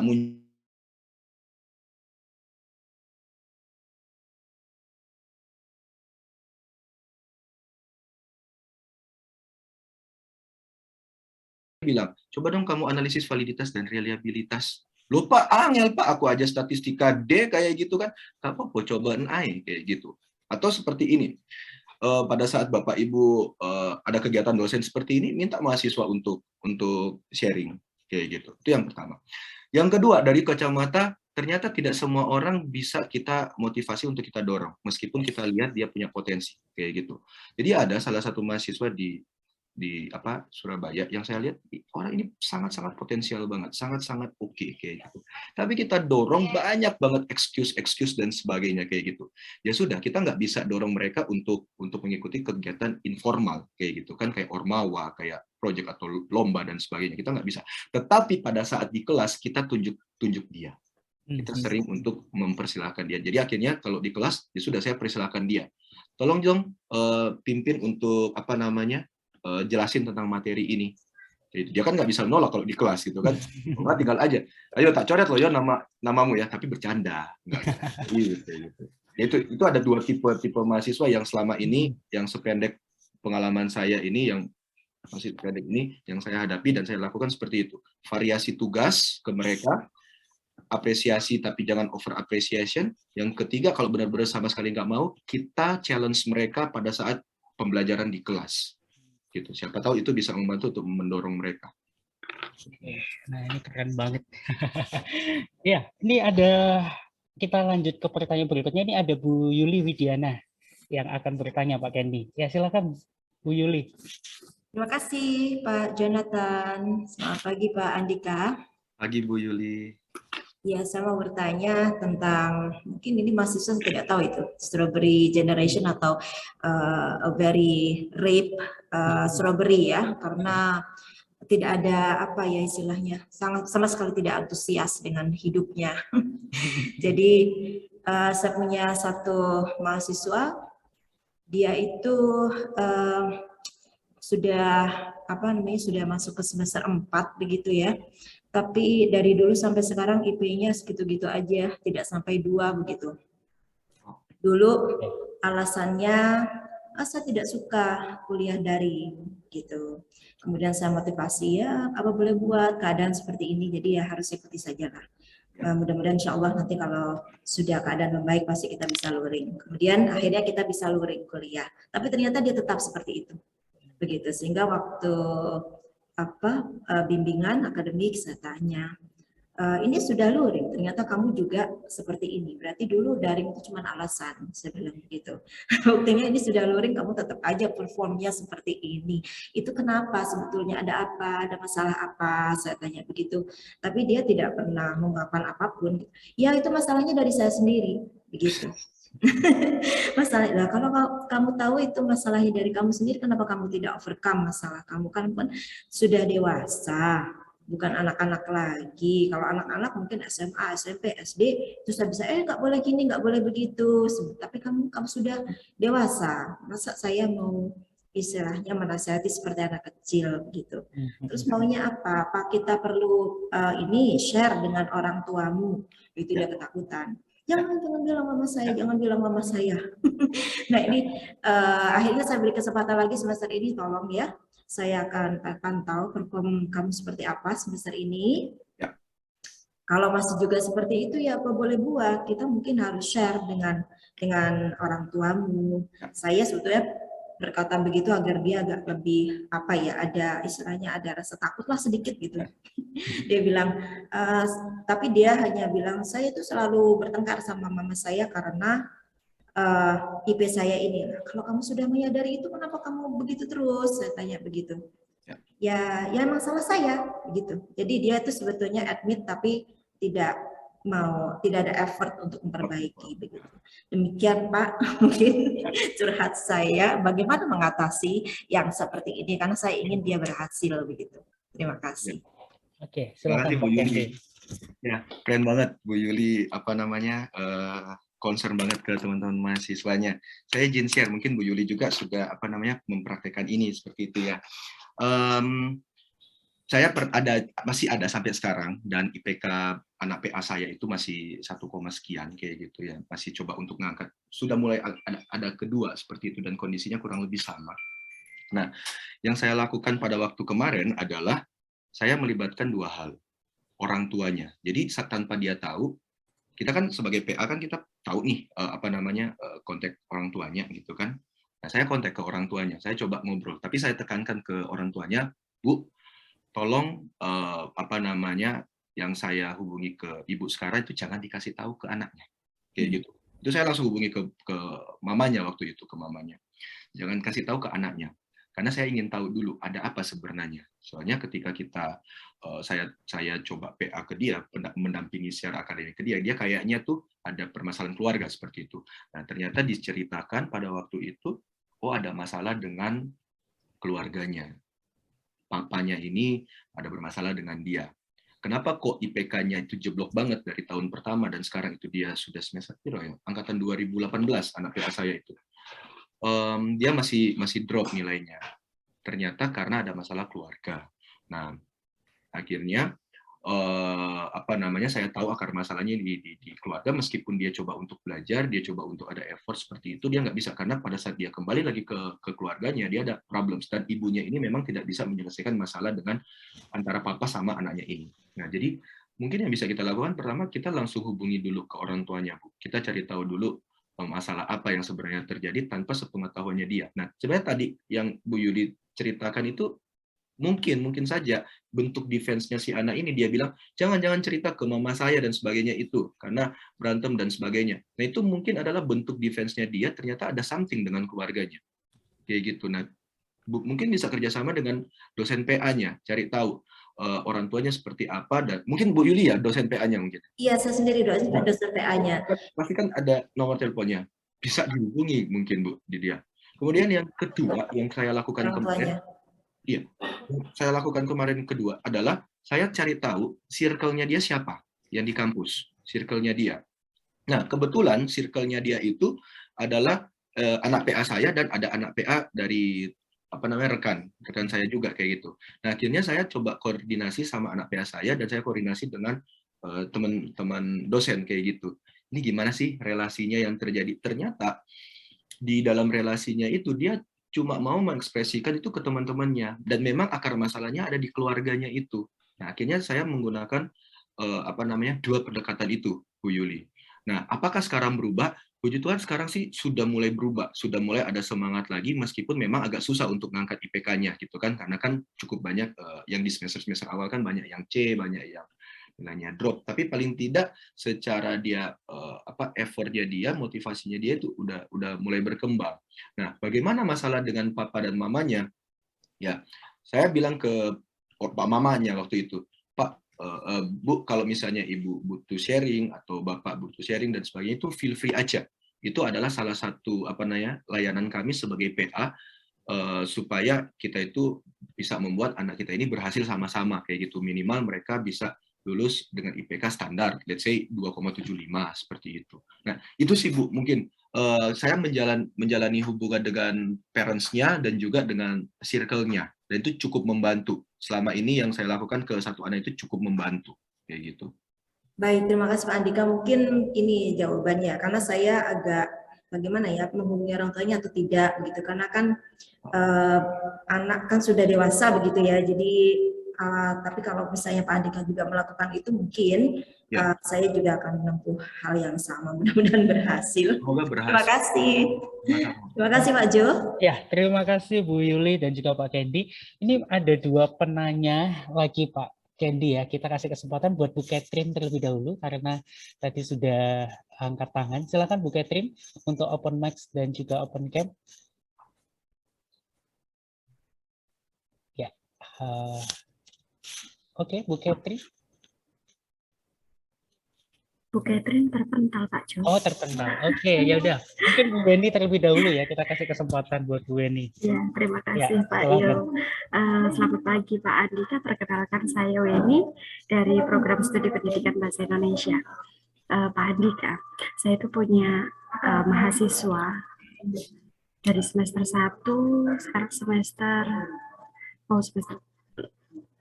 6, dan semester 7. Mungkin secara akademik itu mereka kurang begitu ya. Jadi memang dari awal itu sudah tampak bahwa ini secara akademik kurang. Tapi saat itu saya masih berpikir bahwa dengan adanya komunikasi yang intensif begitu, mereka bakal mengerti begitu apa yang saya maksudkan. Dia mulai dari semester 1, semester 2 itu hampir setiap semester itu kena marah oleh saya. Karena ya itu, tidak ada perubahan. Kemudian saya juga sudah pernah komunikasi dengan orang tuanya, dengan kondisi anaknya seperti ini. Tapi orang tuanya itu, ya bagaimana Bu, seperti itulah anak saya, begitu. Jadi diajak komunikasi itu sulit, kemudian kalau ditanya itu sudah tapi nyatanya belum, kemudian ternyata ada unsur bohong juga. Jadi misalnya, loh tidak mengumpulkan tugas, sudah Bu, sudah, tidak punya catatan, punya, sampai saya itu minta semuanya, bukti itu saya minta, jadi katanya catatannya ada di HP, saya minta HP-nya, katanya di flash disk, saya minta flash disk-nya ternyata tidak ada. Jadi mungkin saya membayangkan begini, dia itu secara akademik kurang, tapi kenapa ternyata dia itu ada unsur membohongi, dia ada unsur menutupi, begitu Pak. Jadi apa yang harus saya lakukan, itu saya kadang bingung sendiri, saya curhat ke dosen-dosen yang lainnya, ini bagaimana ya, sudah, misalnya saya beritahu dengan cara halus sudah, saya marah-marah juga sudah, saya menghubungi orang tuanya juga sudah, tapi ternyata ya sama saja, apakah karena memang secara mohon maaf secara akademik dia kurang atau kemampuannya kurang sehingga sulit juga untuk menemukan solusi. Kira-kira begitu Pak Andika. Terima kasih. Ya, salam kenal Bu Weni. Ya, saya izin jawab ya Pak Jo ya. Ini teman-teman psikologi ini harus. Nah, yang perilaku bohong mungkin manifestasi dari ini ya, bentuk defense ya kalau secara klinikal ya. Mungkin Bu Robik bisa lebih banyak menjawab di situ bahwa kalau dia bohong itu bentuk defense dari si anak ini untuk mempertahankan dirinya gitu kan, itu perilaku yang tampak. Nah, saya punya kejadian kemarin, barusan kejadian. Jadi dari semester awal ini mahasiswanya sama kejadiannya dan berujung puncaknya pada saat dia skripsi sekarang. Nah, skripsi sekarang itu dia sama sekali mandek. Kebetulan ini anak PA saya juga dan di kelas saya juga nggak pernah masuk kayak gitu.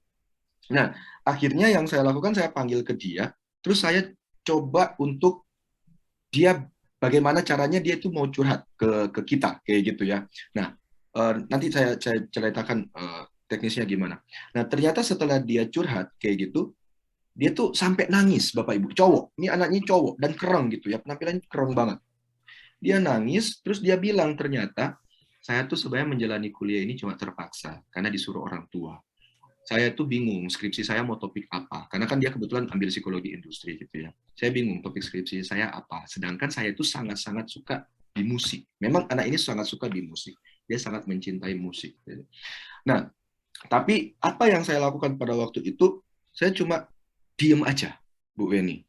Saya cuma diem aja di situ, saya cuma mendengarkan aja. Nah, mungkin tadi yang Ibu bilang bahwa komunikasi intensif gitu kan, sudah menjalani komunikasi intensif. Tetapi dari sudut pandang siapa komunikasi itu kita berikan?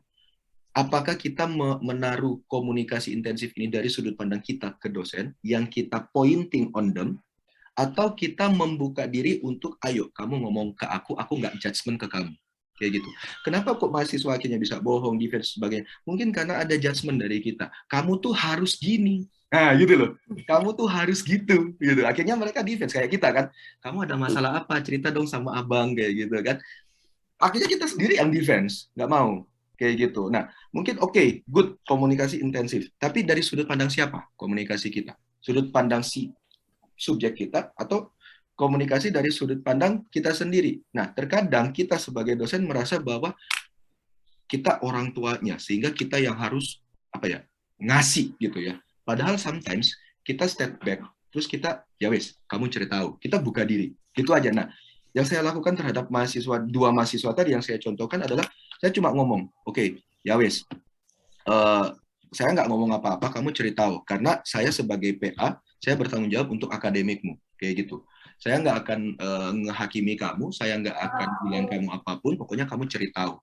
Kalau kamu nggak jujur ya terserah kamu, yang pasti saya sudah menyediakan waktu saya untuk kamu, seperti itu. Akhirnya dari situ dia cerita. Nah, bagaimana bisa sampai di tahap situ? Mungkin pendekatan one by one. Caranya gimana? Kalau di psikologi kita bilang namanya rapo gitu ya, bangun rapo. Jadi pas PA kita nggak akan ngomongin tentang akademiknya dia. Saya nggak akan ngomongin tentang akademiknya dia. Pada waktu itu sebelum kita bahas tentang permasalahannya dia, permasalahan kuliahnya, saya cari tahu musik apa yang dia suka. Dia itu senang musik apa, kayak gitu kan. Kita ngomongin tentang lagu, kita ngomongin tentang apa, kayak gitu. Ketolong itu waktu itu adalah online. Teman-teman lagi, rekan-rekan sekalian, kayak gitu. Ini kebiasaan teman-teman ini ya. Rekan-rekan sekalian. Nah, kebetulan online, jadi setiap kali dia bilang ada istilah asing aneh atau ada tokoh musik yang aneh, itu saya langsung searching. Supaya apa? Supaya nyambung. Oh, sing ini tuh. Loh, Bapak kenal tuh? Iya, aku baru baca. Akhirnya dia jadi lebih enak. Nah, kita coba bangun rapor di situ. Baru kita komunikasikan. Tapi again, kita komunikasi intensif, oke. Sering komunikasi, oke. Tapi dari sudut pandang siapa dulu? We have to put their shoes in our shoes, not our shoes to them, kayak gitu. Yang kedua, saya sepakat, mungkin saja separah apapun, mungkin saja ada aspek intelijensi di situ. Bisa aja. Kami dari psikologi, kita pasti bisa juga melihat banyak faktor ya, bukan cuma dari satu sudut pandang. Bisa saja kita udah coaching, kita udah counseling, kita udah libatkan orang tua, udah libatkan stakeholder, bisa saja karena memang dari intelijensinya seperti itu. Nah, mungkin saja anak-anak seperti itu bisa kerjasama dengan Pusat Layanan Psikologi di Madiun untuk mengetes potensi intelijensi. Gitu. Oke, terima kasih Pak Andika. Ya, mungkin dari sudut pandang siapa itu yang perlu saya benahi. Terima kasih Pak Andika. Iya, terima kasih Bu Weni dan juga Pak Kendi. Oke, nampaknya pertanyaan dari Bu Weni ini menjadi pamungkas di seminar kita nih Pak Kendi ya. Dan terima kasih buat para peserta seminar yang sudah memberikan pertanyaan, sudah antusias untuk mengikuti seminar kita Strawberry Generation ini, dan tiba saatnya saya akan memberikan sebuah kesimpulan begitu ya Pak Kendi dari pertemuan kita atau perbincangan kita di pagi hari ini, bahwa Strawberry Generasi ini adalah generasi yang terlihatnya indah begitu ya, terlihatnya oke gitu ya, tapi sebenarnya kalau kita mau lihat dari lebih dalam lagi, generasi yang mudah rapuh terhadap tantangan ataupun juga situasi begitu.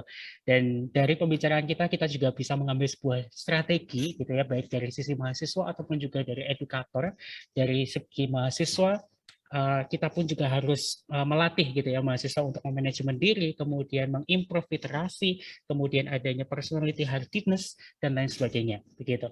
Kemudian dari sisi edukator, kita sebagai seorang pendidik ataupun juga para dosen, tentunya kita harus memiliki mindset yang grow mindset begitu. Kemudian kita juga memberikan pembelajaran yang memiliki nilai-nilai kehidupan, dan yang terakhir adalah kita juga memberikan pembelajaran yang experience dan joyful bagi para pendidik atau bagi para mahasiswa kita. Oke, dan satu poin penting juga seperti nilai-nilai dari UKWMS adalah menjadikan kita suasana akademik yang peduli, komitmen, dan antusias. Itulah yang harus kita terapkan dalam kehidupan kita, baik dari mahasiswa ataupun juga para edukator. Nah, tanpa terasa, terima kasih sekali lagi buat Pak Kendi yang sudah membagikan ilmunya yang luar biasa, keren. Dan tentunya akhirnya saya Yonatan harus pamit undur diri, dan kita akan ketemu lagi di seminar hasil tahun depan. Dan layar dan tempat kami persilahkan buat Bu Robik untuk melanjutkan acara selanjutnya. Oke, terima kasih banyak Pak Kendi dan Pak Yonatan. Kita mungkin bisa berikan tepuk tangan virtual kepada Pak Kendi dan Pak Yonatan. Kita bisa kasih reaction, mungkin love, tepuk tangan virtual atau jempol untuk Pak Kendi dan Yonatan. Sangat luar biasa sekali memang Strawberry Generation yang cantik, eksotis itu ternyata menyimpan suatu hal yang ternyata di dalamnya ini ya, mengandung hal-hal yang harus mendapatkan treatment khusus semacam itu. Saya ucapkan terima kasih banyak. Terima kasih Pak Yo, terima kasih Pak Yonatan. Oke, kita mungkin bisa langsung beralih ke acara berikutnya. Acara berikutnya adalah penyerahan sertifikat kepada Bapak Kendi. Penyerahan sertifikat narasumber opening speech. Saya selaku LPPM Kampus Kota Madiun mengucapkan terima kasih banyak atas sharing ilmunya, sharing knowledge-nya. Semoga ilmu ini bisa bermanfaat untuk membangun lembaga kita tercinta semua, baik di kampus utama kampus Surabaya maupun kampus Kota Madiun gitu. Nah, untuk penyerahan sertifikat kali ini saya mohon bantuan kepada Ibu Endang yang sudah hadir di ruang virtual ini untuk memberikan sertifikat kepada Pak Kendi. Sebentar, saya izin share screen. Oke, monggo Bu Endang, saya mohon bantuannya. Baik, terima kasih Pak Andika atas materinya yang bagus dan sangat menarik, yang ini bisa membuka wawasan, mencerahkan dan inspiratif, sehingga memberi nuansa yang berbeda pada seminar hasil penelitian dan Abdimas tahun ini. Mohon sertifikat ini dapat diterima dengan baik. Semoga di waktu yang lain Pak Kendi bisa sharing ilmu dan best practice-nya untuk kami di kampus Kota Madiun ini. Terima kasih Bapak. Terima kasih banyak Bu Endang atas kesempatannya. Semoga sehat selalu semuanya. Terima kasih. Amin. Amin. Terima kasih banyak Bu Endang, terima kasih banyak Pak Kendi. Oke, sekarang kita ke acara berikutnya. Pak Kendi boleh loh untuk ikut kita juga di acara parallel session nanti. Jadi ikut parallel session kita di breakout room nanti yang di psikologi. Monggo Pak Kendi kalau misalnya ingin mendengarkan teman-teman dosen dari psikologi dan dari bimbingan konseling untuk sharing hasil penelitian dan abdimasnya. Oke, tanpa terasa sesi yang pertama sudah selesai Bapak Ibu dan rekan-rekan mahasiswa semua. Sesi opening speech session sudah selesai. Kita langsung beralih ke ke sesi yang berikutnya, yakni parallel session yang akan ada kegiatan presentasi 45 hasil penelitian dan abdimas dari dosen-dosen UKWMS Kampus Kota Madiun. Nah, sebelumnya pada H-1 sebelumnya kita sudah membagikan kelompok. Jadi Bapak Ibu nanti semuanya akan bisa bergabung dengan kelompoknya masing-masing. Sebelum saya mulai, mungkin saya bisa men-sharingkan terkait dengan ini aturan-aturan yang nanti akan ada di penjelasan breakout room nanti. Oke, untuk yang pertama adalah peserta seminar dan presentator bisa join breakout room secara mandiri. Jadi saya rasa Bapak Ibu semuanya bisa join breakout room secara mandiri. Breakout room sudah dibuka dengan memilih roomnya masing-masing. Untuk masing-masing kelompok nanti akan ada moderator. Jadi di masing-masing kelompok dipandu oleh moderator-moderator kita yang nggak kalah kece dari kampus Kota Madiun. Di breakout room 1 nanti akan dipandu oleh moderator kita, Mas Alan, Mas Petrus Alan Dharma Saputra. Kemudian di breakout room kedua akan ada Mbak Anindita Puspitasari, di breakout room ketiga ada Mbak Dinda Hendriana, di breakout room 4 ada Mbak Erin Adelita Pinarto, dan di breakout room 5 akan ada Mas Henry Adi Nugroho gitu. Nah, jadi nanti Bapak Ibu bisa bergabung dengan breakout room-nya masing-masing, kemudian nanti akan dipandu oleh para moderator-moderator kita yang sudah handal dan sudah kece-kece ini gitu. Nah, kemudian untuk penjelasan yang kedua, presentator seminar hasil nanti diharapkan sudah menyiapkan slide PowerPoint-nya untuk dipresentasikan. Nah, waktu presentasi nanti akan ada 15 menit, kurang lebih waktu presentasi 15 menit, dan mengikuti acara hingga selesai. Selama sesi acara, Bapak, Ibu, dan peserta diharapkan menggunakan virtual background yang sudah disiapkan oleh LPPM dan sudah dibagikan di chat box, dan juga kalau misalnya terlupa, Bapak Ibu bisa download di link bit.ly berikut ini gitu. Nah, untuk sertifikat elektronik hanya akan diberikan kepada peserta dan juga presentator yang mengisi daftar hadir. Daftar hadir sudah kami bagikan di chat box, monggo Bapak Ibu dan peserta semuanya bisa mengisi daftar hadirnya untuk mendapatkan sertifikat elektronik. Nah, kemudian tautan daftar hadir nanti akan diberikan secara berlangsung, dan mohon bagi Bapak Ibu untuk menuliskan nama lengkap dan juga gelar dengan benar. Nah, jadi kalau misalnya nanti untuk next kejadian nanti akan ada Bapak Ibu yang terlempar atau misalnya keluar dari Zoom tanpa sengaja, bisa join Zoom meeting lagi ini dengan link yang sama begitu. Nah, untuk selanjutnya akan ada penjelasan parallel session. Jadi parallel sessionnya nanti yang pertama seperti yang sudah saya katakan bahwa peserta wajib menggunakan virtual background, presentator melakukan share screen secara mandiri, jadi bisa langsung disiapkan slide PowerPoint-nya, bisa langsung melakukan share screen secara mandiri, dan waktu presentasi 15 menit. Dan untuk waktu tanya jawab 10 menit. Nah, untuk seminar hasil kali ini langsung saja seperti seminar-seminar biasanya, jadi langsung presentator presentasi, kemudian langsung diiringi dengan tanya jawab tanpa ada review dari reviewer, karena review dari reviewer sudah dilakukan ketika offline begitu. Semacam itu saja. Nah, mungkin kita bisa langsung saja join ke breakout room karena waktu sudah menunjukkan pukul 10.21. Monggo Bapak Ibu semuanya, breakout room sudah kami buka, monggo silahkan join ke breakout room masing-masing. Jika mengalami kendala bisa kontak kami, langsung saja on mic atau on cam untuk kontak kami untuk bisa kami sign ke breakout room-nya begitu. Monggo selamat melakukan seminar hasil penelitian dan Abdimas, semoga sukses acaranya dan semoga memberikan dampak yang baik bagi lembaga kita semuanya, lembaga kita tercinta. Terima kasih. Akhir kata, selamat berseminar. Monggo silahkan gabung dengan breakout room masing-masing.